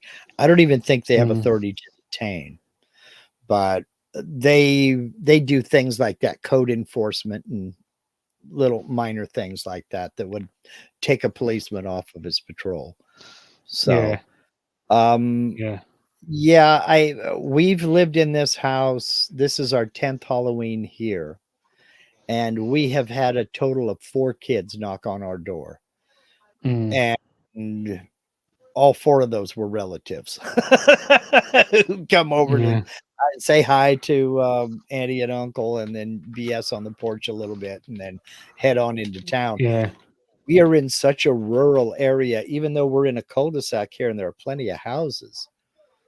It's always been this way in this valley. Everybody goes into one area of the big city, Medford, on the east side of town, up on the hill where all the richer folks live. And Mm. the houses are packed really close together. And you can walk 5 city blocks, 6 city blocks, and there'd be 100 houses. So Yeah. parents take their kids into these areas and just saturate the place. And meanwhile, we've given out now. He's gone for a while. I'll go ahead and get into my rant. We every year we'll go ahead and we'll get a small bag of candy just in case, because I know my luck. The year we don't get anything, the neighbor kids will come knock on the door. They never have before, but that's because I was prepared. That's just my luck. Mm. As an example of how we are so manipulated into marketing, I was at the store earlier today and I thought, oh crap, we didn't get a bag of candy. So I went down the candy aisle and I grabbed a 2-pound bag of candy. We're talking about, Hershey's, Kit Kat, Reese's Pieces, Reese's Peanut Butter Cups, the kind of candy you would pass out for Halloween. This was 2 pounds and it was $12. I grabbed it and I make sure to grab something that Linda and I like because we're going to end up eating it. So what the heck? And it was $12.60, something like that. And I'm walking out of the candy aisle and I get out into the middle of the store where they've got all their Halloween candy out there. Same size bag, 2-pound bag of the same candies, Reese's Peanut Butter Cups, Hershey's Kit Kats, and Reese's Pieces in Halloween decorated wrappers. The only difference was the color of the labels. $26 for the same 2-pound bag of candy. Wow. That's more than double. $26. And people had them in their baskets and they're walking around. But that's how easy it is to manipulate people into thinking Yeah. you've got to have this Halloween packaging. And it's $26 for this $2 bag of candy when I went and got the plain labels for $12. Yeah. It's And then insane. and then you think about how many bags have people bought that take Halloween seriously. You just got Yeah. the one because Mm-hmm. just in case. Yeah. You know, people would have spent hundreds and hundreds of dollars, and that's just Well, that one person. And it's ironic because as I'm driving, I had another stop to make and I'm on my way. The news came on the radio while I'm driving. And one of their stories was the retail price of Halloween candy has gone up 13% this year. The average American household will spend $35 on Halloween candy. And I'm like, not this cowpoke. $12, y'all. They just had it on the news that in Canada, I guess it was 71 or $72 on average is what they would buy Wow. per household. Wow. I'm sorry it took so long. I just myself, You scared yourself? no, I just myself dropped some Halloween candy in the bowl, so it took me a little while. No. Okay. Well, I'm sharing. But yeah, we are so easily manipulated into seeing the flashy colors and oh look, it says boo on that. We've got to get that one. We can't get the other one. Kid don't Yeah. care. Kid knows it's a No. Kit Kat. That's all he cares about. Yeah, exactly. Oh Yeah. man, we are so it's insane. Terry's chocolate orange. I love a Terry's chocolate orange. I still around Christmas I want my damn Terry's chocolate orange. I didn't know that Terry's made chocolate bars, the chocolate orange chocolate bars.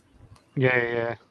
I don't have to wait for Christmas anymore because the international store where I buy my coffee crisp and my Maltesers, they have the Terry's chocolate orange bar. So now they just ruined Christmas for me because I used to wait for it. But now Yeah. I can get it anytime I want. I'm like, So, okay, are fine. you talking? Are you talking about the little thin ones? Yeah, it looks like a stack of oranges laying on top of each other. Yeah. Newsflash for you, Mark. They do a great big one as well. Yeah, but our store won't get those. I'm lucky Oh they yeah. have Maltesers, coffee crisp, and those Uh, at the same Keep time. keep keep an eye out for it because it's like it's like don't you get the dairy nut the whole not whole nut the fruit and nut one, but I think it's just nut. No, no, No. no. Okay, it's like dairy milk, but it's just got nut pieces in it. But Okay. it's like that. But Oh, you know it's what? like that. Uh, It's uh, like that, but with chocolate orange pieces in it. oh, okay. Well, now they do have the Cadbury hazelnut. Is that the one you're Ooh. talking about? Yes, that Okay. is the one. Yeah. Yes, they do have that So one. it's exactly the same size as that as well, but it's chocolate orange, Really? but it's got little pieces of orange in it. Well, if they ever get those suckers, man, I'm gonna buy the whole box. It's in a blue wrapper. I know Yep. that.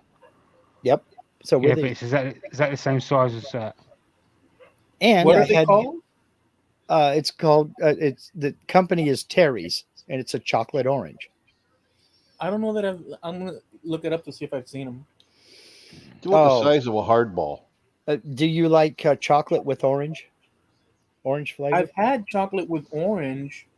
A Terry's chocolate orange, you have to have one. Mhm. You haven't I've never lived had them. until you've had a Terry's chocolate orange. Comes in gold foil. I'm looking at it now. Yeah. While No. the foil is still while it's still wrapped up, there's a blue label on that goes on top of that foil that wraps the whole foil. You whack it on a countertop or desktop or whatever. Then Mhm. you peel off that blue sticker, then unfold the foil, and it looks like an orange that separates into sections. That's It's it. got looks like little pulp pieces in it, and the core and the whole thing is Cadbury chocolate, or not Cadbury chocolate. The whole thing is chocolate. Yeah, My God. it breaks into segments. Mhm. But there's an orange flavor to it. Yes, Yep. chocolate and orange. Oh my God, they're good. I'm looking at it now. Yeah, really nice. They're fantastic. And I had my first curly whirly as well. They finally got curly whirlies in. Oh, nice. Now, What I used to do with the curly whirlies is roll them all up and put them in this one. well, I did it the right way. I tried to follow the lattice down each side. Now, There you go. we used to have a bar identical to that, much bigger though, here in the 70s, but it only lasted about 2 years and it was called the Marathon. So our marathon used to be is now called the Snickers. Yes. They did a brand change later and confused the hell out of everybody. And in the UK, it was called the Marathon. And then they changed it to Snickers. Here, for a little while, about the same time, they changed our Snickers to Marathon. Ah, and it's the same company, which is why if you look up Marathon chocolate bar, you'll see both types. You'll see what looks like a big curly whirly, and you'll see a Snickers. oh, did not know that. Yeah, they just did that little swap right in about the same time, but it only lasted a few months here. Then they switched it back to Snickers. Hmm. Just a random thing. Did you know that in 1964, the Ghouls, a band, Mhm. put out a song called Dracula's Deuce? No, They did. Igor's Party, that Ding Dong, the Witch is Here. that must have been about the same time the month. You said 64. 64 by the Ghouls. I wonder if that was about the same time the Munsters TV show came along. Right about then. Because I know, Monsters and yeah, when the Munsters got popular, all of a sudden Dracula and Frankenstein, all that stuff got real popular again. The do Wolf. you remember the model kits you could buy? Mhm. There was Frankenstein, the Mummy, Mm-hmm. something with a guillotine, I think, on and on, and Yeah. they're like there was car kits and Mm-hmm. boats and planes, but they had all these monster ones. Yeah, diorama monsters. I had the Yeah. the pit and the pendulum. I had, Mhm. and that took a while to do because I mean it was all injection molded brown plastic, and of course you can't have a brown pendulum blade, No. but it was on a rubber band, and the pendulum would rock Okay. like that, and then work its way down, and then hit the little table. There was no figure on the table, but it would hit the table, and then that would be it. But yes, I do remember those. Yep. I And was that Also, was when that was when mid Eloy '60s for mentioned me. that, for some reason, Ding Dong the Witch is Dead come into my head for some reason. I can't remember what that's from. Wizard of Oz. The Wizard That's of it. Oz. Okay, Wizard of Oz is that a Halloween movie? Ooh. It's a Pink Floyd adaptation. It's Yeah, it's a psychedelic. What do you call it, Greg? What do you call like youthful Well, it's tales? 1930s, so it's not No, psychedelic. like fairy tale. It's under the fairy tale. Spectrum. yeah. What do you mean? I don't know. Yeah. Why is Oh, that yeah. always everything's What? Maybe it's those. What are those kind of those Notice I'm raising my bad voice. fairy tales? Did What you were hear they? how I raised the pitch Grimm's of or my something voice? like that. The Why what? is What were always those Greg bad like fairy that? tales? Oh, Sorry. Grimm's fairy tales. Yeah, maybe one of them. Yeah, that's what I'm getting at. Why didn't you say Oh. that in the first place? Why is the Canadian Well, he always was attacking trying. us? He was trying. He couldn't get it out. Sorry, Greg. I got excited there because I was attacking you to lure you into the conversation in this area for for for good reasons. Linda, I'll show you the Cadbury hazelnut bar. So yeah, the Brothers Grimm type angle. Steve says he Okay. buys his candy in bulk from Amazon, so it's cheaper. Well, true. I like the Dairy Milk fruit and nut bar, like Jamie was saying, Hmm. and then they sometimes they have one that's a mint bar. I think. Um, Is it the Aero? No, I know they have an Arrow mint, and they have an Yeah, Arrow that's orange. really nice. And Yeah, then they they- have the plain one and the dark one as well. Sometimes they have a caramel one as well. Sometimes. I've seen the Arrow, and I've seen one of them was mint, but I don't know if it was Arrow mint or if it was something else that was mint. it was like it was just looked like the fruit and nut bar or the Dairy Milk bar, but it was a mint flavored one. It was Cadbury. Cadbury, yeah. In the with the metallic blue wrapper, Hmm. you know, Um, and there's a whole bunch of them that Oh yeah, that's Cadbury different nuts Carmelo and- oh yeah. Okay, Linda says yes, it was the Arrow mint bars. That's one of she hits produce first. I hit the meat aisle first. Then we meet up at the International Candies. okay, so they did a mint crisp, Hmm. They've done a mint twirl. Mm-hmm. They've done a dairy milk mint mentha. Okay, that's the one probably. Yeah, so I like it's that. just a normal dairy milk bar, but it tastes like mint. Yep. Well, I love have them all. lost my sweet tooth. How about did you have pep bars or pep chocolates? Yeah, it had like a white Yep. filling on the inside. And Yeah, it was yeah, I mint remember that. chocolate on the outside, a round disc, Yeah, yeah, about, that's it. about Yeah. 3/8, 5/16 thick. We Yep. have the Eskimo. No, the York peppermint patty. We have, Okay. Yeah. and it's a It's not that round good. disc. It's How about mint with chocolate on it. a cherry blossom? That rings a bell. It does ring a That's bell, but I can't place it. that's It, chocolate on the outside with like a red thing on the inside, isn't it? a maraschino cherry in a goo, and it Mhm. come in a That's it. box. And then inside the box, it Okay. was a foil wrapped, and it was pretty big. Mhm. And as soon as you bit into it, well, of course, all this goo was, down your Yes, fingers, and I'm trying to remember what they called them down here, but they still make them, and it's one of those candies that is down towards the old people section.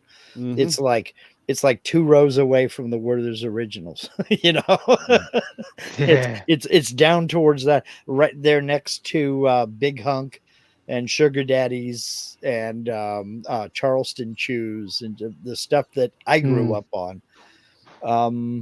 Yeah, it's a giant. It's got maraschino cherries and a goo, and it's chocolate covered. if you were to get a box of chocolates and Mhm. there was a maraschino cherry in as one of the selections, it would Mhm. just be a small thing, right? About the size of a quarter diameter Yeah. at the base. Or Yeah. this thing was about 1.5 to 2 inches at the base and the same height.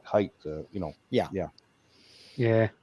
So I got Vicky one day because I saw it advertised on social media. Something called space sweets. So it's Mhm. basically freeze dried sweets, right? So have you ever seen like like what astronauts have? So it's as light as possible, right? So have you ever seen like the gummies, like the gummy fried eggs? So Mhm. they're like the size of a penny, Yeah. right? When they turn up, right? So they freeze dry it, right? And they send it to you, and it expands, right? So when it turns up to you, I kid you not, I could fit it into the palm of my hand Mhm. like that, and you could barely see my hand. Mhm. Hmm. That's how much it turns up, and I'm like, whoa! But It's like filled with air, you get right? yeah, but they get like a whole candy bar, and Mhm. they freeze dry it, and it turns up like this. Mhm. Where it's expanded, and it's like this. Mhm. That But would I be an tell you what, interesting, it's absolutely incredible because all of the taste is there, but it's like I don't know, it just falls apart. like a flake bar. Basically, yeah, it's like it's just full of air. If you've never had a flake bar, It's unbelievable. do yourself a favor and hold a bowl under your chin when you take a bite, because you bite into it, it shatters. So it is a quick tip for all the flake eaters out there. While it's still in the packet, crunch it all open or crunch it all up, and just tip the whole packet down. I would crunch it all up and then sprinkle it over ice cream. Or you can do that. Or you can do that. That's what you actually. That's another good thing to do with Maltesers. Oh, I savor Crackle them Maltesers. over. Yeah, I had some the other day actually. Vicky bought me some. I shouldn't have done it, but I did. My I rant hadn't is had them for over. ages. My rant date. Jim is asking, and I'm not deaf, Jamie. I'm ignoring you. I don't want to hear about Maltesers. That's all right. I ate my last bag this morning. I got to go to the store.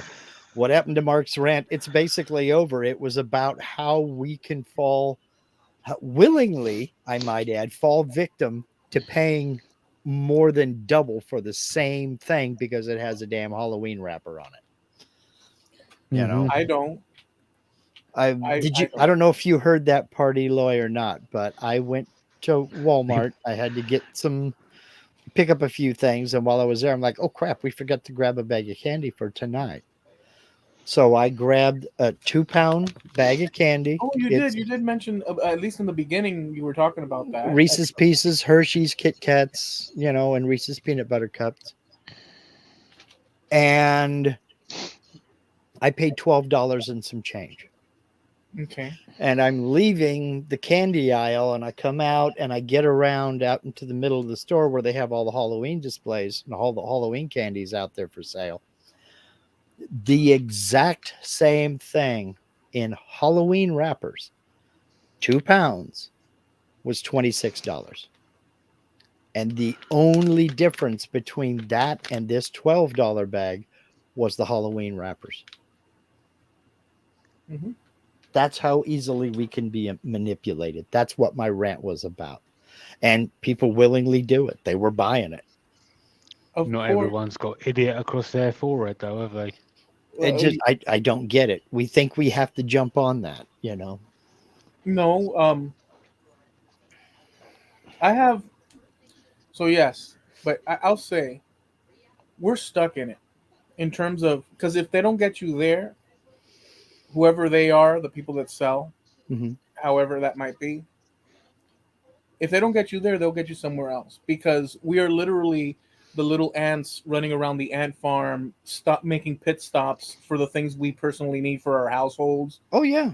So if they don't get, but if you were so strategic about it, and there are people, do you remember? Okay, how about this for you guys? I'll ask you this, guys. This leads into the point, and it'll self-explain itself. When you guys were growing up, do you remember your moms or grandmas or family members collecting a lot of coupons and making strategic purchases in ways that you it would never have crossed your mind? Oh Mm-hmm. yeah, my Oh mum yeah. still does. Oh yeah. We 4 grocery stores because I have a coupon for Yeah. milk here. I have a coupon for eggs there. I got they got corn here, and they got there's green beans over there. Mhm. Yeah, 4 stores. My Yeah. blister does it all the time. Who? My blister sister.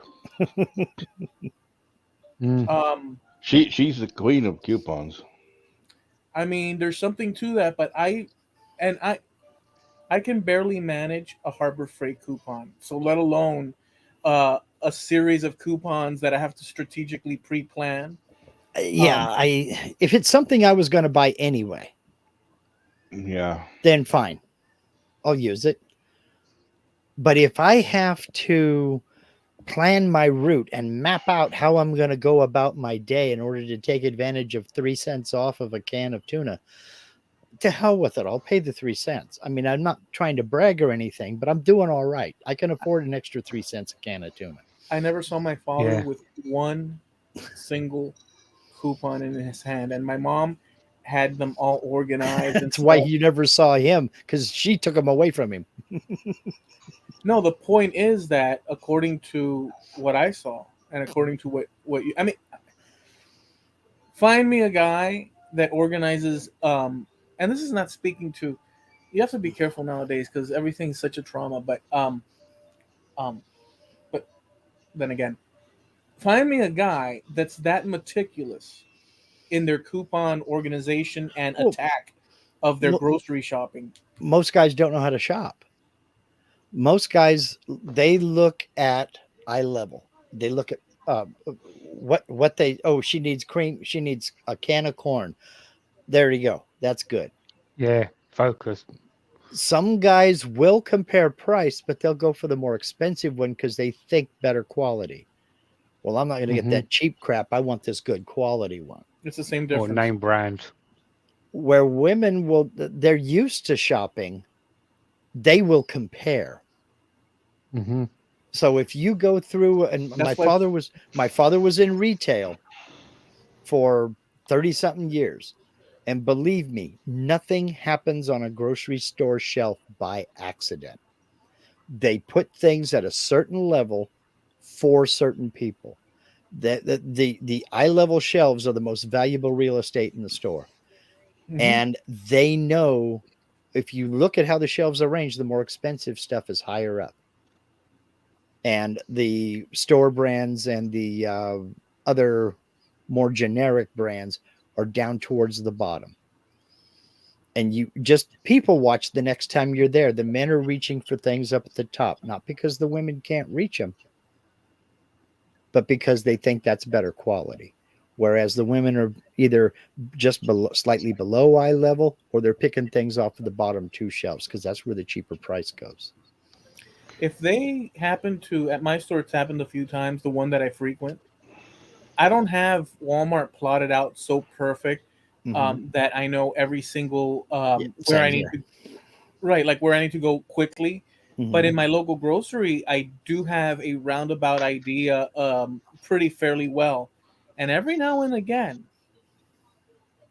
either for lack of, since we've had this pandemic crap and all this and that, um, there'll be lack of certain, and then they'll replace it Mm-hmm. with something or some other thing like that. And I'll go to where, and I'm like a deer in the headlight at that point. Once I look at the shelf where it's supposed to, because I'm honing it, it's basically a hunt for Mm-hmm. what you need. Once you grab what you need, your only question is this price? Are you willing to pay this darn expensive price or not for it? That's all I'm concerned. And get out of my way, people, as I'm trying to make my way. All I'm doing personally, I don't care. It is what it is going for the target, grabbing the item, and obviously, in order to avoid being being tackled to the ground, you pay for the darn item, and then you make your way back home. All you're doing is hunting and returning. Yeah, but you know how Fetch- the stores are laid out. Your Yeah, most common things, bread and milk, say, they're at the very end of the store, the far away from the entrance and exit. Hmm. And that Um, makes you go all the way through to see the chips, the pop, the candy yes, bars, the this, the that. You know, off to the sides will be the meat and the produce. But yeah, you have to go through the whole store to get they your staples. they do that on purpose, and Yep. that's you're Hmm. 100% right. And if you look at different layouts of grocery stores, like the one we go to, the bread is up close to the front, Hmm. but the milk is all the way on the back Yep. wall. So you have Hmm. to go past every aisle to get there. Hmm.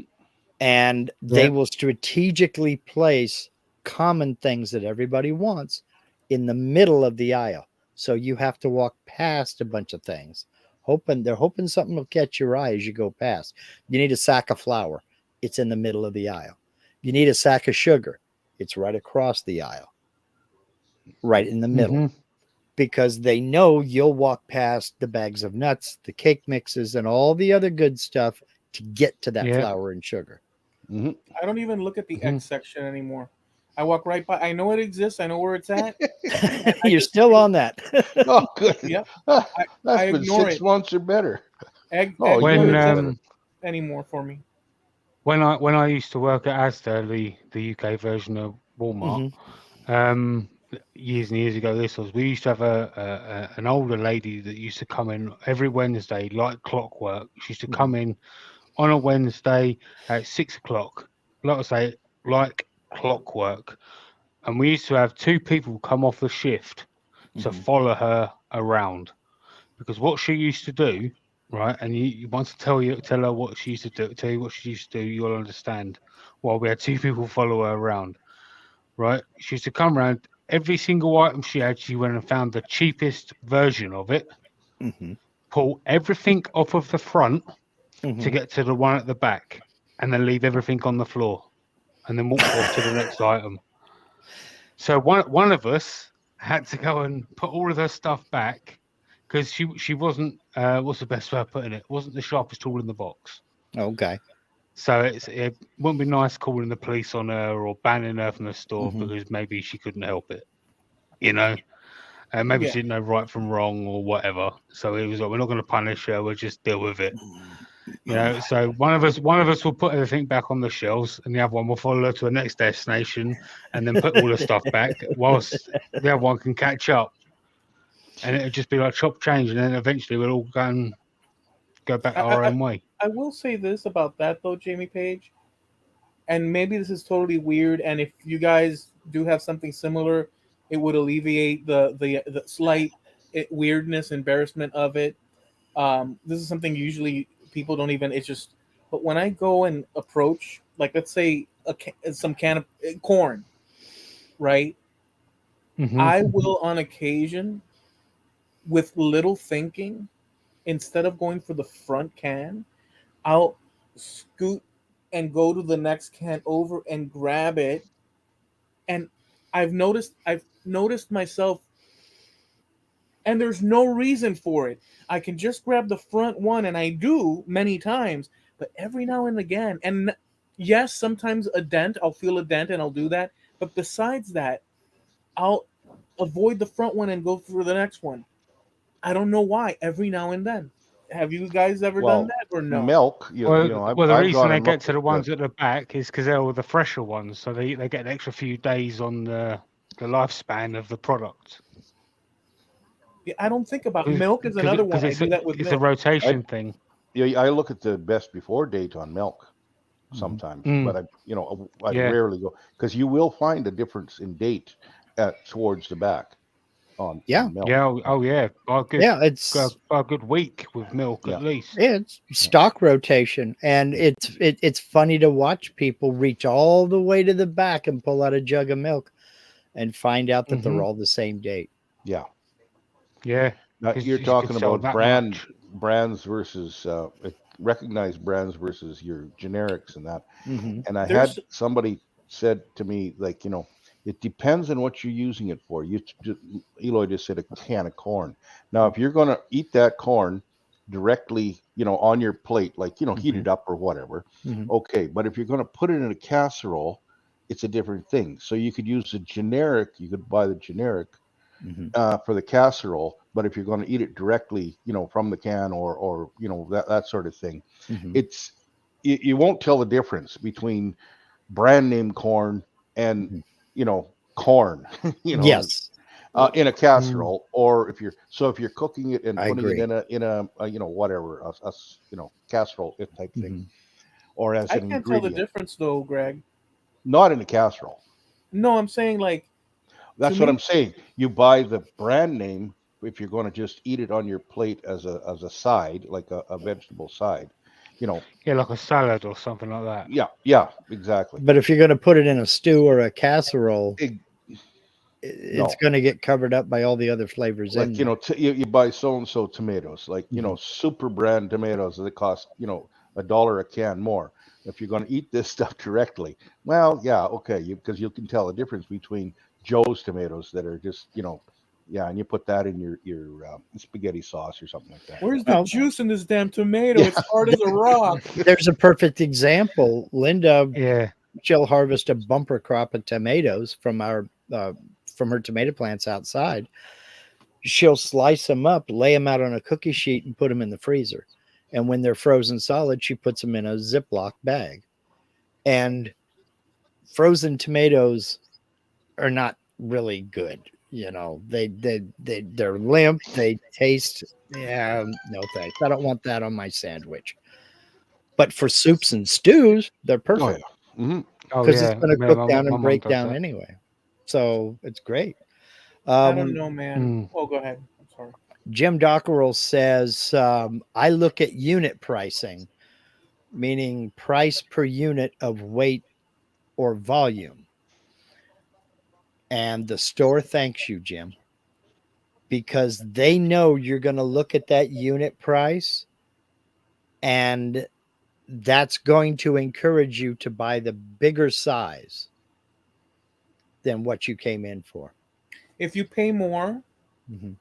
you save more. The more you purchase, the Yes. more you save. I understand the point, obviously. It's You're not like, paying 22 cents an ounce instead of 35 cents an ounce. Yeah. But now you got 64 ounces. What are you going to do with 64 ounces yeah, of this? here's a Well, that's bucket like of corn. Yeah. Mhm. It's a bargain where you're gonna fit Mhm. it in the shelf. Yeah. I mean, it's like, but that's why they have places like Costco and this and that. But Mhm. I'm sorry, dude, but the prices of things have gone through the roof, dude. I mean, On I some don't things they have. Yeah. On some things they're crazy. I Hmm. don't I don't know if, and that's why I'll ask, since we're talking about this stuff over in, because I mean, Mark and I living here, even though it's coast to coast. Um, it's roughly in the ballpark, let's say, because we're in the same sort of financial structure, roughly. Yeah. Um, but how about Canada and England? Are there price fluctuations? That's a nice way of saying have they screwed you real hard since a few years back in terms of things costing more? Oh yeah, there's been a lot of stuff. A lot of stuff has gone up since a few years ago. Yeah, Oh, Big time. I mean, practically everything. Hmm. that's the word. That's the word. Finally, one time I was talking to Mark and I was saying, I'm sorry for divert, but you just said it. Everything.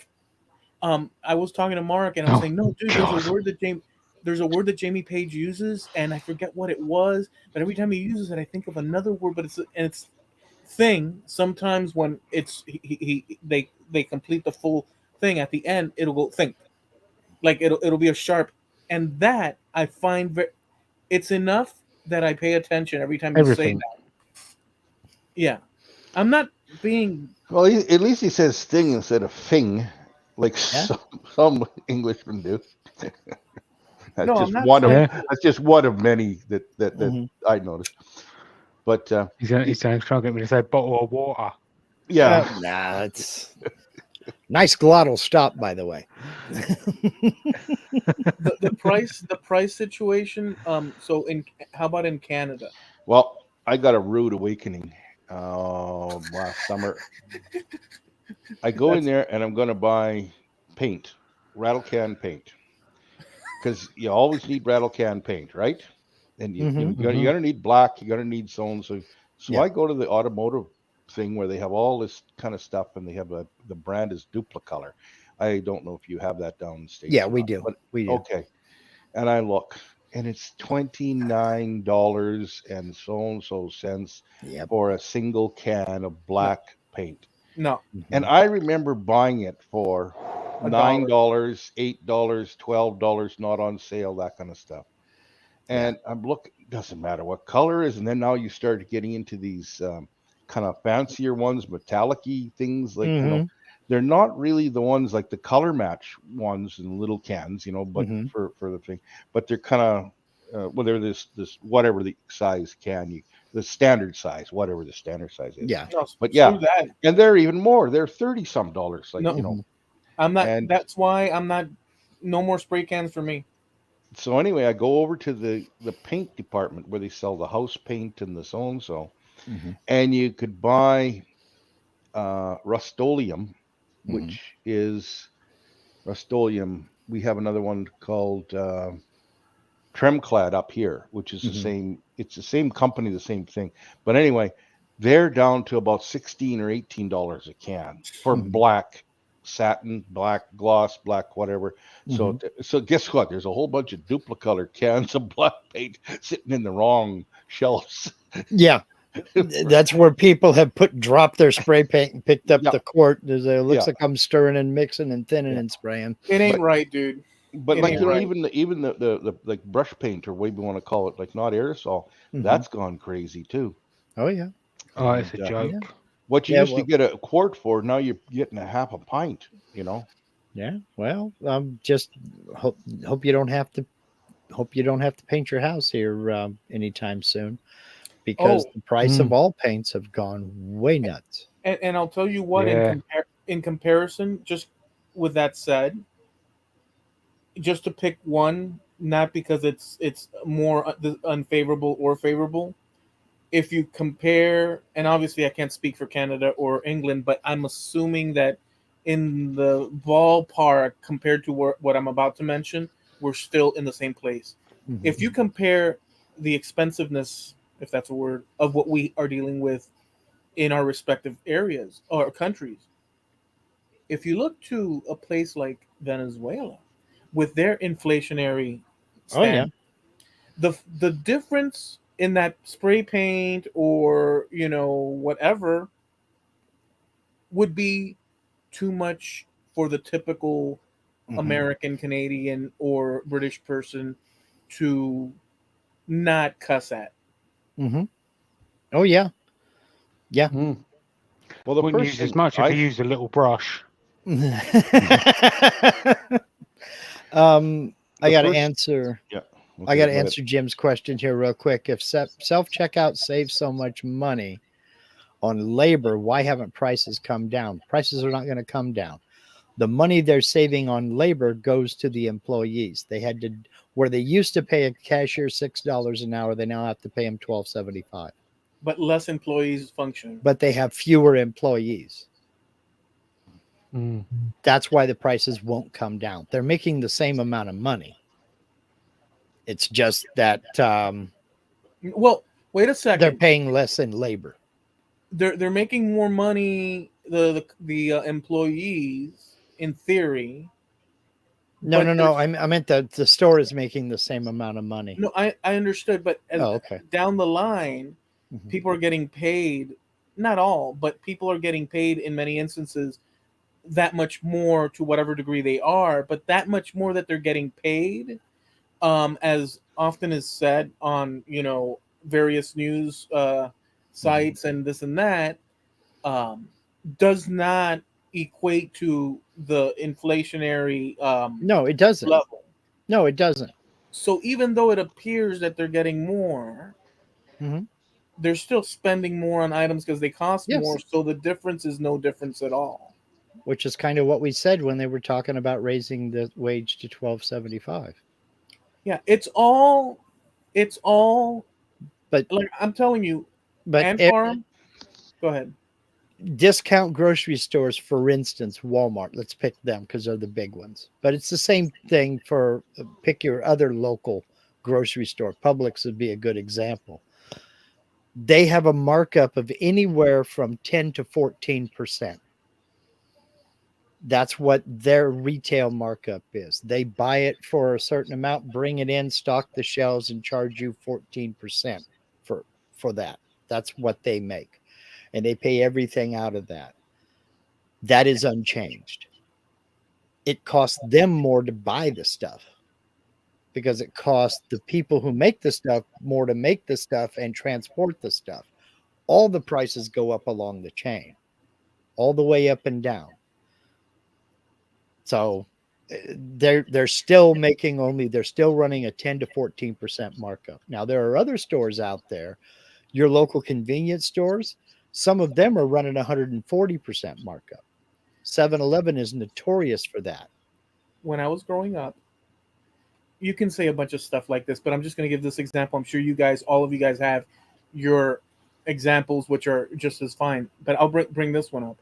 When I was growing up, when I started collecting comic books, or I'm sorry, just before I started collecting comic books, one of the favorite pastimes of kids growing up, Mhm. they were 65. Just prior to me collecting, they were 65 cents. Mhm. When I started collecting, they had just started into the 75 cent an issue. Mhm. That's almost $1 an issue. Back in the 80s, it's 75 cents. It's not $1, but whatever. You get the point. It's three quarters of. And my folks would spring for the comics that I wanted to, and that would be good. And I did some cutting grass and what. There was a balance there, and it was something doable. The dollar. Today, they're running $5 Mhm.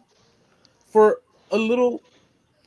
And kids aren't the ones buying them, adults are. And from Yeah. where I am, they were 10 Mm. cents a comic. Yeah, I remember them for 10 cents too. But kids aren't buying comic books. And then they Adults went are to buying. 12 cents. Oh boy, that was And adults will pay that price Yeah. that kids won't. Different marketing to different people. Yeah, well, the comic books. I mean, that's I've got all. to take off, boys. All right. It's All right, getting a bit late Jamie. here. Yeah, Right. a bit late. It's Until what, yeah, 4 in the morning? well, it's actually an hour forward because our clocks went back the other day, Oh, so okay. it's a bit Well, later thank you than for that. visiting with us, Jamie Page. No worries. We'll have to do it again at some point. See you, Jamie. Have Oh, a good yeah. night. All right. Have a good one. All right. Take it Take easy. care. All. Bye bye. I was gonna say, Mark, that that's all fine. That but the initial concept, and it's fine because it's good for the comic book shops. But people don't. It's a complicated market. I didn't want to get into the point of that people will pay for it. People will pay for anything. Sure. But when you look at that price increase, and that's just one example of something that's a leisure pastime that it's a go-to for kids, or was.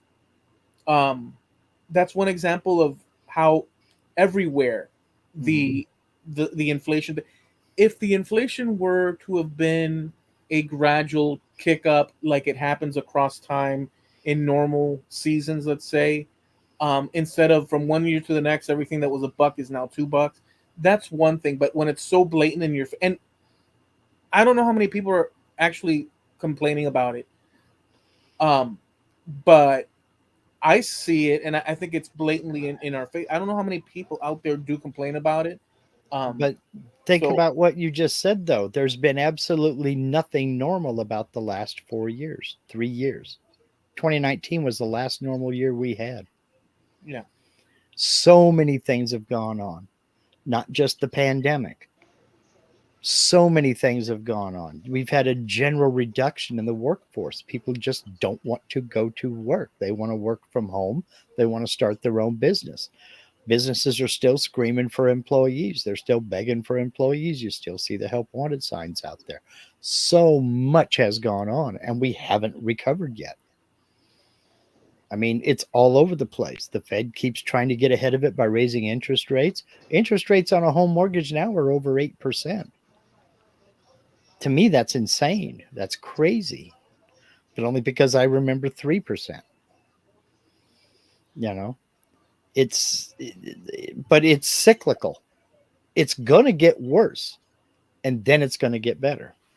This is cyclical. I've seen it in my lifetime. How many times have you seen it, Greg? I've seen it at least 3 times. Oh yeah, for sure. Three that I remember, and probably it happened before, but I wasn't paying attention because Yeah, you're going to school. You're 12, seven what years happened old. before? this The type of inflation. inflation and then Hmm. deflation, or what do you call it, recession, and that. Yeah, And and remember the 70s, the late 70s, and early 1980s. mhm, Oh, that was craziness. yeah, What I know when we bought our house, the going rate for a mortgage was 21%, Hmm. like the high, Yeah, what and that was was in the 1981. inflation rate in the 70s?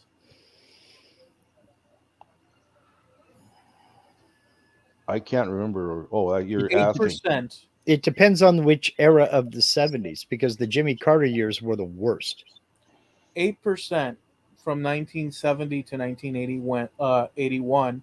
The average inflation rate in the U.S. was nearly 8%. Okay, what was it in the 90s or in the 80s and then the 90s?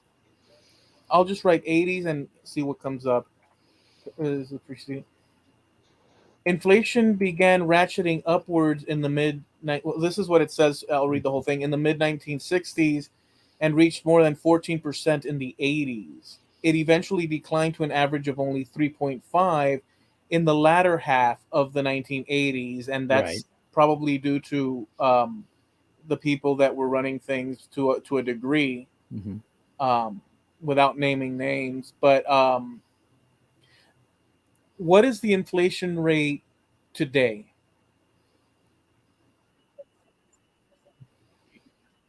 You hear?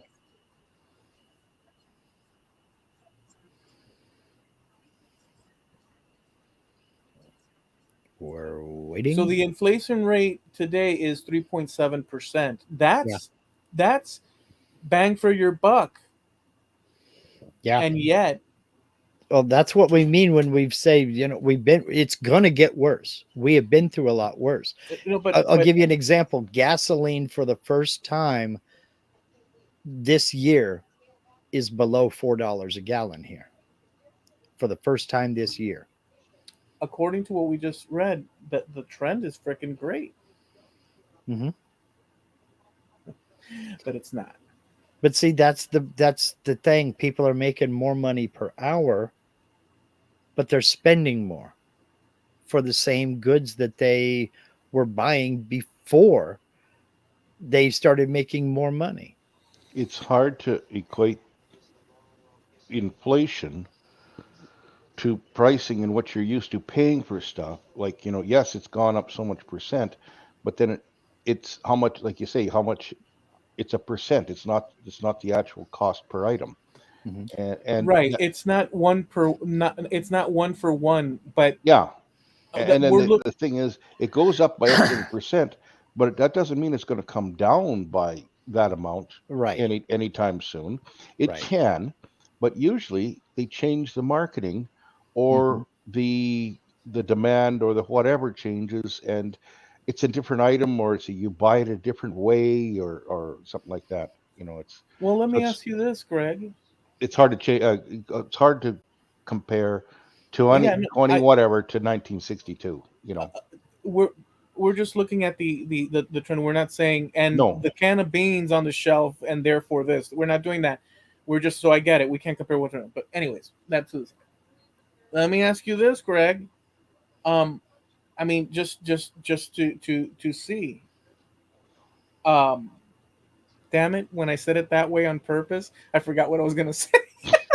Because I was doing that Well, to make it like a thing, but then I forgot what the hell I was gonna say. but you Go ahead. also have to remember that everything is relative and your buying power is not necessarily tied to You just interest reminded me. rate. For instance, yeah, the first place my ex-wife and I rented, we were paying $125 a month for a little 4-room house, and one of those rooms was a bathroom. We had kitchen, living room, bedroom, bathroom. That was it. And yeah, it was only $125 a month, but I was also making $1.90 an hour. That's true. Everything So relative to its era. exactly. When I started making $100 a week, I thought I'd hit the big time. I really did. I remembered what I was going to ask Greg.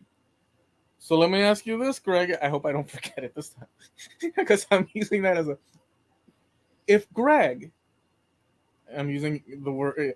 If Greg goes to the store because he needs a can of spray paint, and he needs it, so he's got to buy it, and the spray paint costs $27.50 can, and he's got $30, and he's got to buy it.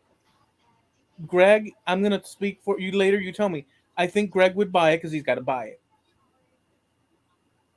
But if Greg goes to the store and it's 27.50, and he's got $24, Greg can't buy it. So my question is, the people that ratchet up things that are the all-knowing people, where do they get? Considering the amount of debt that occurs, where do they get? Where on earth are they getting all their money for? So if you can't buy what you can't pay for, where do these suckers get off? Or suckers, no, us suckers. Where do they get off buying stuff that they can't afford to begin with? And that's the whole bit. That's super annoying. If people were tidy with expenditure at the level of those that pull strings and manage things, but us as individuals, we know you can't buy that candy bar or that orange chocolate if you only have $2 and it costs $3. It's simple math at that level. Mhm. But these people get to go hog wild because they're spending other people's money. Why? okay, I'm gonna mess with you a bit, Eloy. What's that now? I'm gonna mess with you a bit. You're It's gonna the night. mess with me? Yeah, it's the Okay. Nigerian prince effect. Yeah, because Greg can't afford it, but the next guy in can. So they don't care about me. They just move on. Mhm. I think that But there that's the is a best limit. answer. Oh, there is. There They, is a limit. If you remember, we were having this discussion when 2x4s hit $8 per. Yeah. mhm. I said there is a limit. There is a point where they will raise that price where people say, no, I'll do without. They hit that point and the price started coming down. Mhm. Yeah, it's the old elastic commodity thing. Hmm. Uh, well, like cigarettes, Hmm. booze. They keep putting the price up or putting more tax on it, and there's always the people that want, and they will just, Hmm. no matter what, keep paying, keep paying, keep paying. They may change their brand and find a little bit cheaper way here, there, everywhere, but they'll keep. Hmm. Gasoline is another one. Yep. I was going to say Home gasoline heating and fuel. Yeah, different things like that. The because you have to bank, buy it. Yeah, the but two by bank, fours. you don't, well, put that project off till the price comes down. Some Mhm. people will say, And they hit that limit and the price started coming yeah. down. People just refused to buy them. And Mhm. pretty soon the stores got all these 2x4s. We got to mark them down and get them out of here because we got another unit coming in.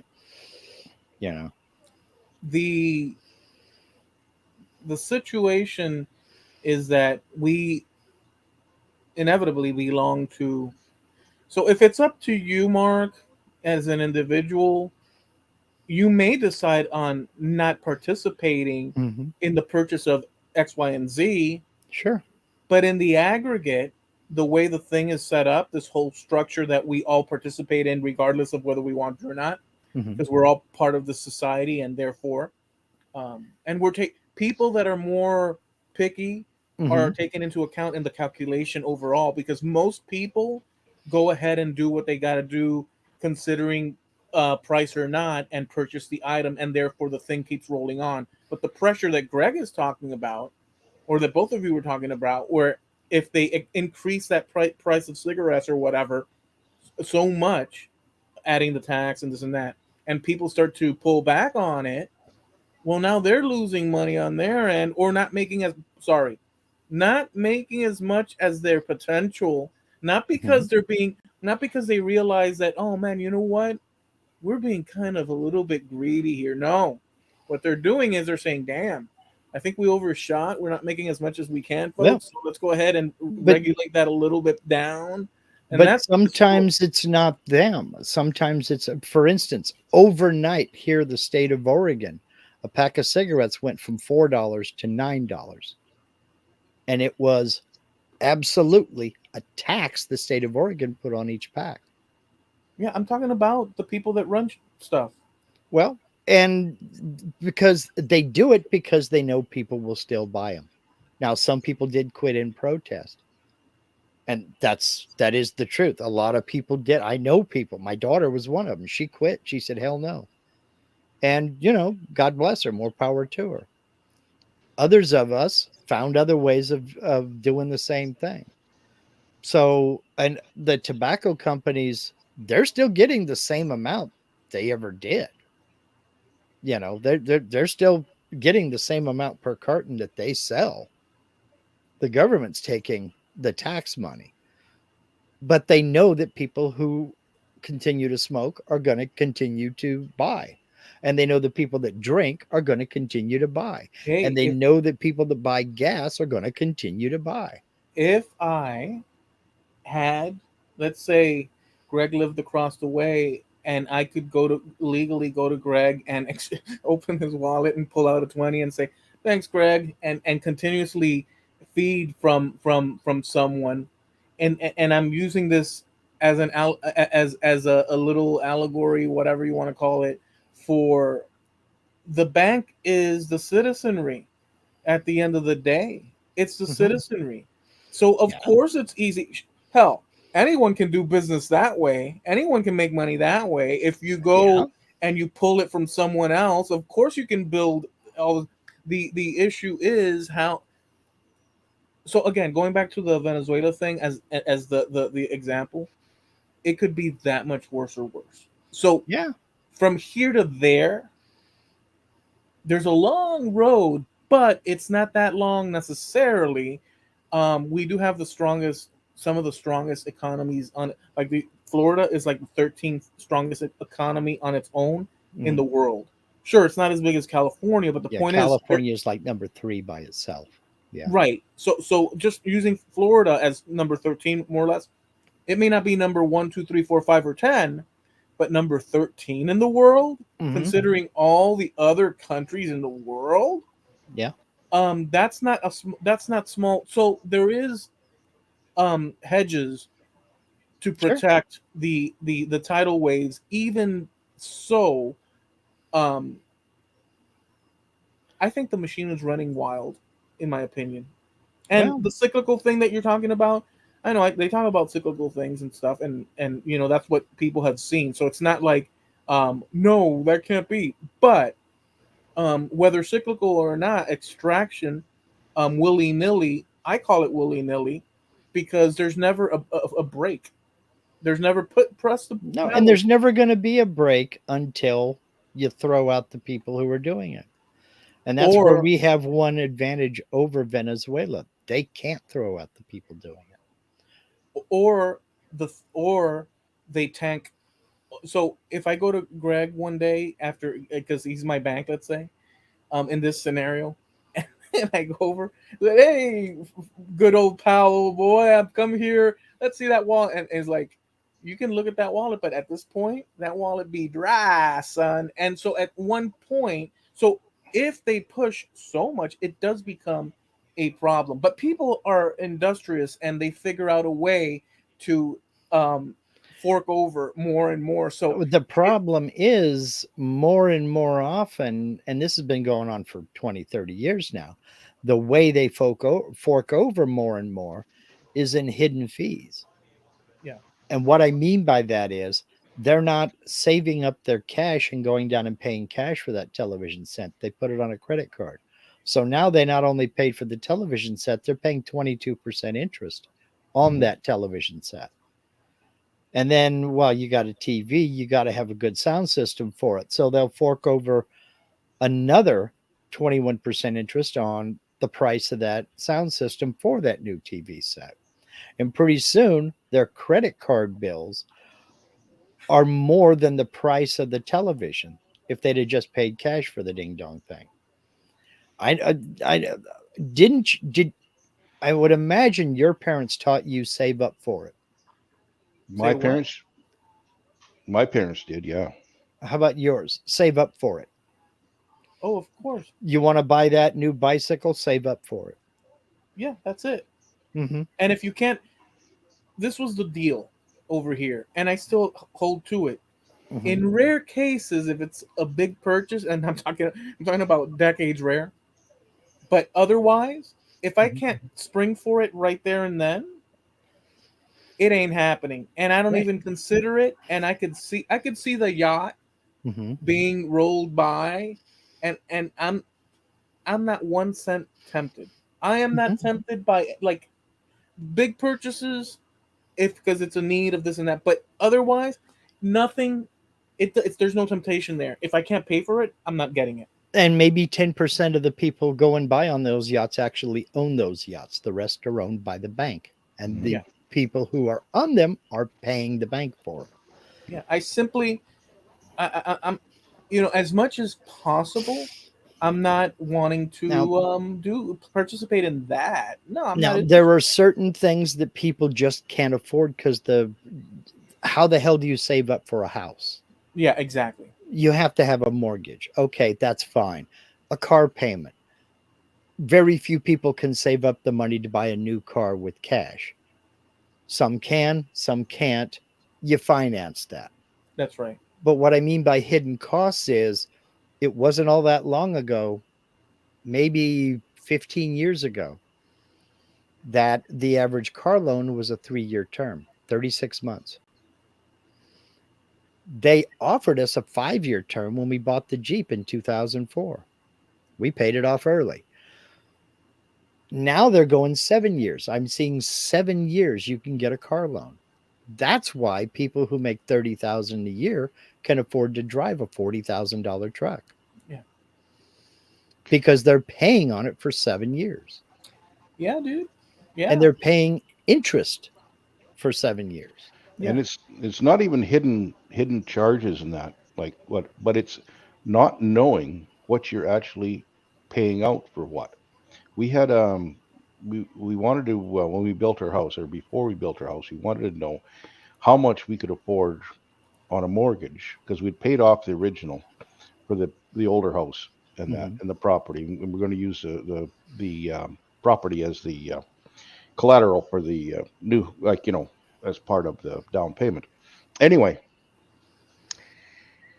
we went and asked a financial advisor, and of course they come at a cost because he's gonna ask for investments in his outfit, sort of a deal. Like, but so I asked him where is it, and how much is it, and how much does it come up? But he come up with his basic thing was you go and you take so many dollars a week, and you you put it in your pocket, like so many $100 a week. You put it in your pocket, but you have to have a receipt for every one of those, everything you buy, except for maybe a pack of gum or whatever. But cigarettes, everything, and you put it down, and you get a ledger, Mhm. and then you look at the end of the week, and wow, this is. But first, you do a budget as what you think you're paying, and then you go and Yeah. you do a proof of what you're doing Mhm. after a month, and it tunes you into what you're paying for things that you didn't Mhm. realize you're paying for. Now they weren't hidden; they were just slip your mind sort of deal. Oh, yeah. And but he says, sure, you can have entertainment allowance, of this allowance of that, but Mhm. you have to stick to it, and then that means you can afford so much as Right. a payment or a mortgage payment and that kind of stuff. Now, where did you learn that? Basically from this advisor that we put Okay. it into practice. I kind Okay. of knew about it from before, but you know what I mean. It's kind of those things. Well, I could just pay Well, this, pay that. the reason I asked that is because they taught us that in high school, and that was part of that class. And I don't even remember what class it was for. It Welding. was one of those state required classes Okay. of the California school system in the 70s, back when it was actually pretty decent. But the um, the thing was to get you to look at all the little things that you don't think about. Hmm. Like, how many times do you buy a soda out of a machine? How many times do you say, yeah, go ahead, let's get that pack of donuts? How many times do you swing into McDonald's rather than make a sandwich? Hmm. That kind of thing, and just see where your money actually goes. And because you've got your weekly salary, and so much has to be set aside for rent, and then you have utilities, you have this, that, and the other. How come I'm broke at the end of the month? Well, it's because you spend it over the course of the month stopping at McDonald's instead of making a sandwich, or paying $5 for a cup of Yep. coffee, or this other thing that you're talking about. You don't even think about those things. Hmm. So writing it all down as you do it and keeping the receipts for it trains you to look at that stuff and say, why am I doing this? I've seen some rolling by video clips where they have all those um, financial advisors and such, and like these people that do seminars, and like there's just random assortment of people that throw out little, like everything's a commercial, as we all know already. Um, Almost Mhm. everything is a commercial with the incentive, with the intent of stringing someone. The Nigerian prince thing. Everything is Nigerian prince. Okay, so, and I'm not even saying that joking. I'm like, let's gabble that and Mhm. call that a truism. I'm that confident with it. But watching some of those roll by, I've heard them say things like there's a one gentleman that says, "Oh, well, people that are poor go and work for a living and always pay into the system and are always in debt, and they think that that's, and rich people do this, and like they say all these different little Yeah. variations on the theme and this and that." Um, and throughout the course of a lifetime, not everyone's going to do that you're saying. Although it's good to know Mhm. across the board, and be very on top of things across the board. Um, but I guess what I'm getting at is that if you're hog wild with your expenditures, uncontrollably so, Mhm. but if you're a occasional splurger, and maybe you do go to that vending machine once in a blue moon and get some pretzels and stuff, it does add up. But Mhm. there are, I don't know how wild people spend, Well, because I know that I do not. Yes, I've splurged on certain things in certain oh, situations, sure. but I don't know how wild it can get. And that was the whole point of this class. That was the whole point of writing down all this stuff. They're not saying don't do it. They're just saying this is where your money goes. The reason you're broke at the end of the month is because you spent it over the course of the month on these things. It's there to get you to realize that you're in charge of your money. They're not saying don't drop a quarter in the vending machine. They're just saying that when you do that 4 times, that's $1. Yeah, so to train people to understand what's to going on. understand where their money is going and where they're spending it. And then if they decide, well, maybe I don't need that bag of pretzels right now, then that's on them. Maybe It's they what will save it. it's what you would rather have, the bag of Yeah. pretzels right now, Mhm. or whatever the new so and so to wear in a week or a month or whatever. I'll tell you this. Um, the other day, like a day or two ago, I was driving back from the 7-Eleven. Greg's favorite place on earth. And by the way, I never stopped by the Slurpee thing. But as I'm driving back, You bring shame and dishonor upon your house. Mhm. as I'm driving back, I see the little sign for the burger place, Mhm. and I got out of nowhere. As far as I know, who knows what Nigerian prince was on the radio? Who knows what the Mhm. story is? But as I'm driving back, I'm like, you know what? They do have, because I don't want a burger, but I could use a fillet type fish thing. And I'm driving, right? And I said no. And as I'm driving, and what made me change my mind was that my bad experiences at the place. I said, is it worth it when I can properly cook at home to stop here, be disappointed, maybe cold fries plus the expense of it as I'm driving?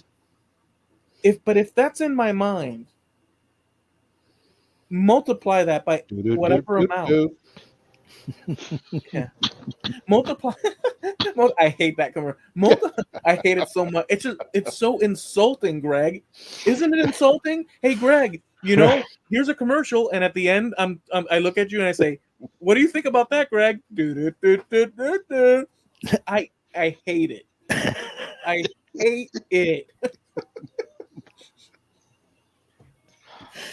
And by the way, last thing I'll say, I think we should sort of start to figure out Yeah. how to land.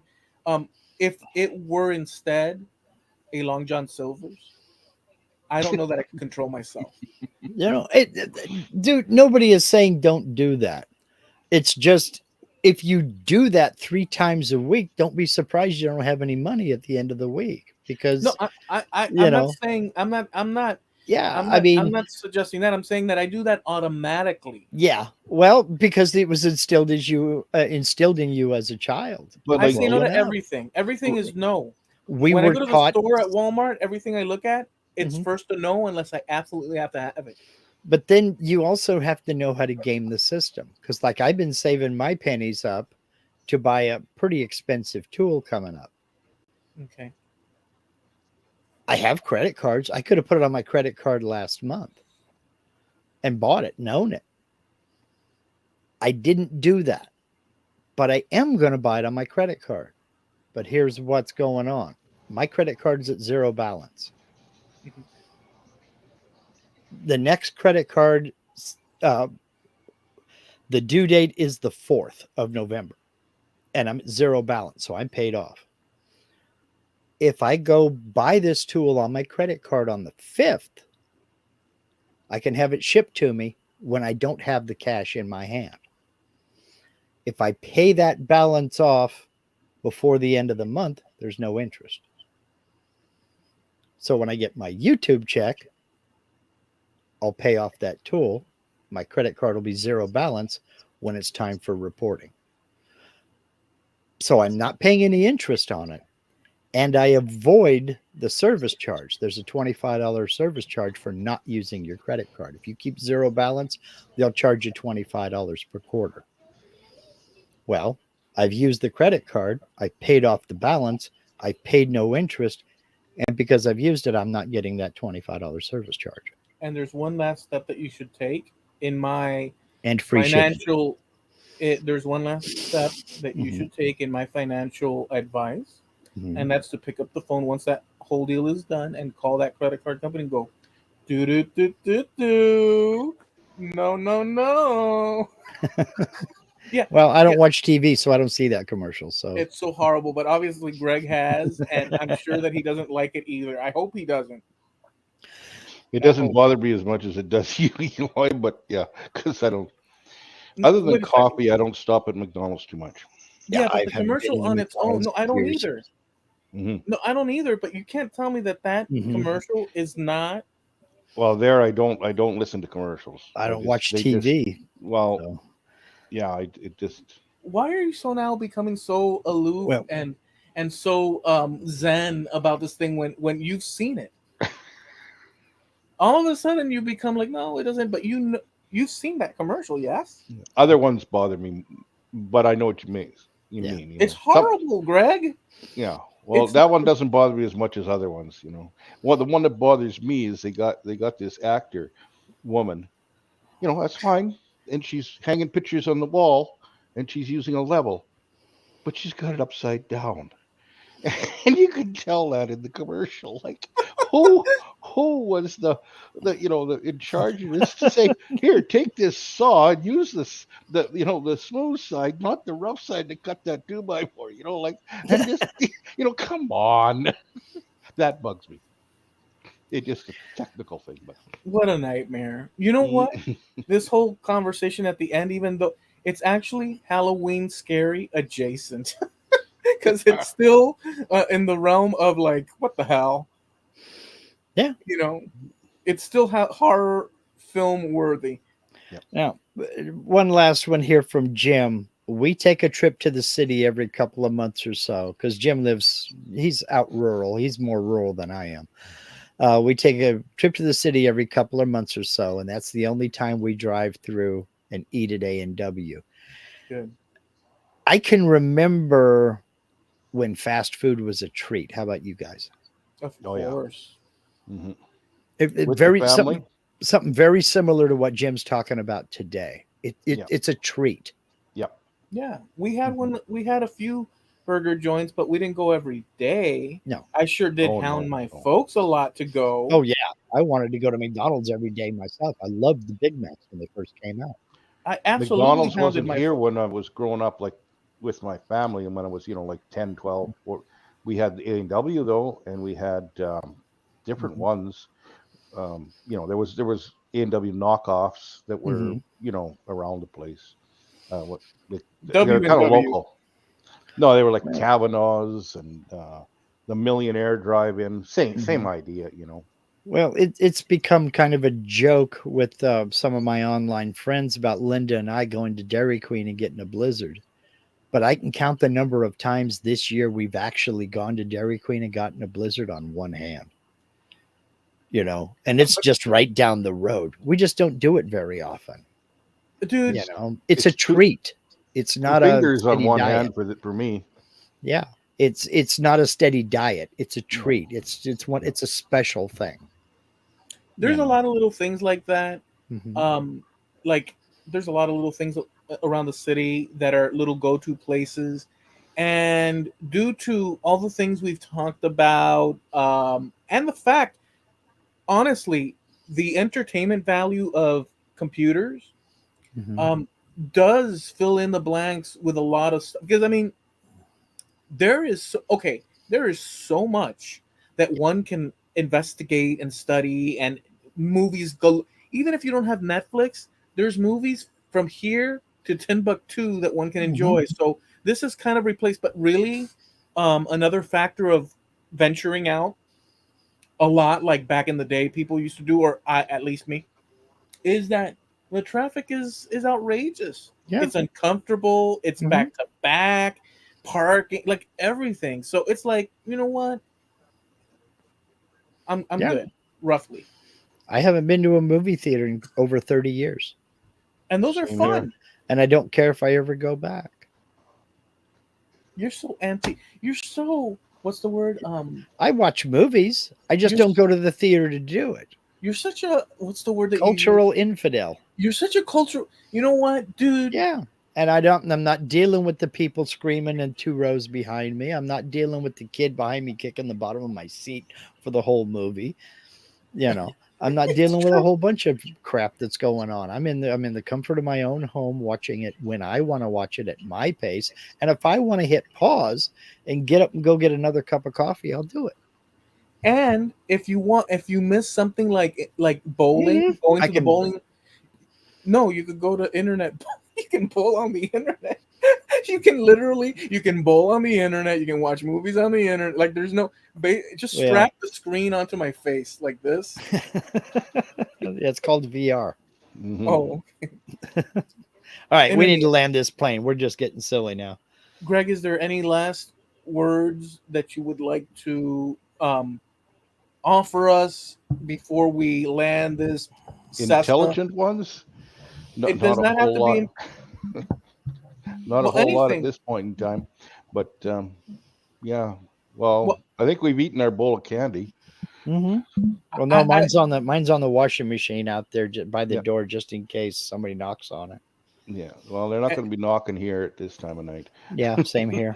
and when I checked out for a little while, I also Mhm. dropped a couple of Halloween candies in the bowl too. So That's we're what all you said. even. Um, well, I want to thank you guys for hanging out with. I thank Greg and Jamie Page earlier as well for hanging out with us. It was enjoyable. We went into the food area, which We always do. well, that's a good thing. We enjoyed that, and you guys out there, Jim, Linda, and I think that Frankie was here and Mhm. others as well. I Yeah, forget that Robin, Danny Harju, Harju was here as well. mhm. Robin was Steve here. was here, Steve was here. Steve's passed out in his chair. he's like, are these guys for real? What's wrong with these people? He's Oh, gotten a sugar fix for the night, I guess. Oh no, there he is. Steve is There he here. is. Well, thank you guys for participating and hanging out with us Halloween 2023. And we wish you a happy rest of the week and a safe one. We go live every Tuesday at 9:30 Eastern, 6:30 Pacific Coast time. We have a channel over, well, this is our channel here, trampledunderfootpodcast.com. We have a page over on Facebook, and we have our own honesttogoodness.com, so you can check that out. Harneo Media has posted it. And we're sponsored by, funny enough, The above mentioned Harneo Media, your web solution. Look, if you're looking to start, increase, or build a web presence, there's no better way to do it than with your own website and your own web store so you can sell your products and services. Steve over at Harneo Media is your man. Very competitively priced, 100% personal service. When you're dealing with Harneo Media, you're dealing with Steve. So check out Harneo Media. There's a link in the description of every video on this channel to Harneo Media. That's HARNEAL Media.com, sponsor of Trampled Underfoot Podcast.com. all right, have a safe one, and we'll catch you next week. See you. Trick or trout. Leader. Awkward wave. Awkward way.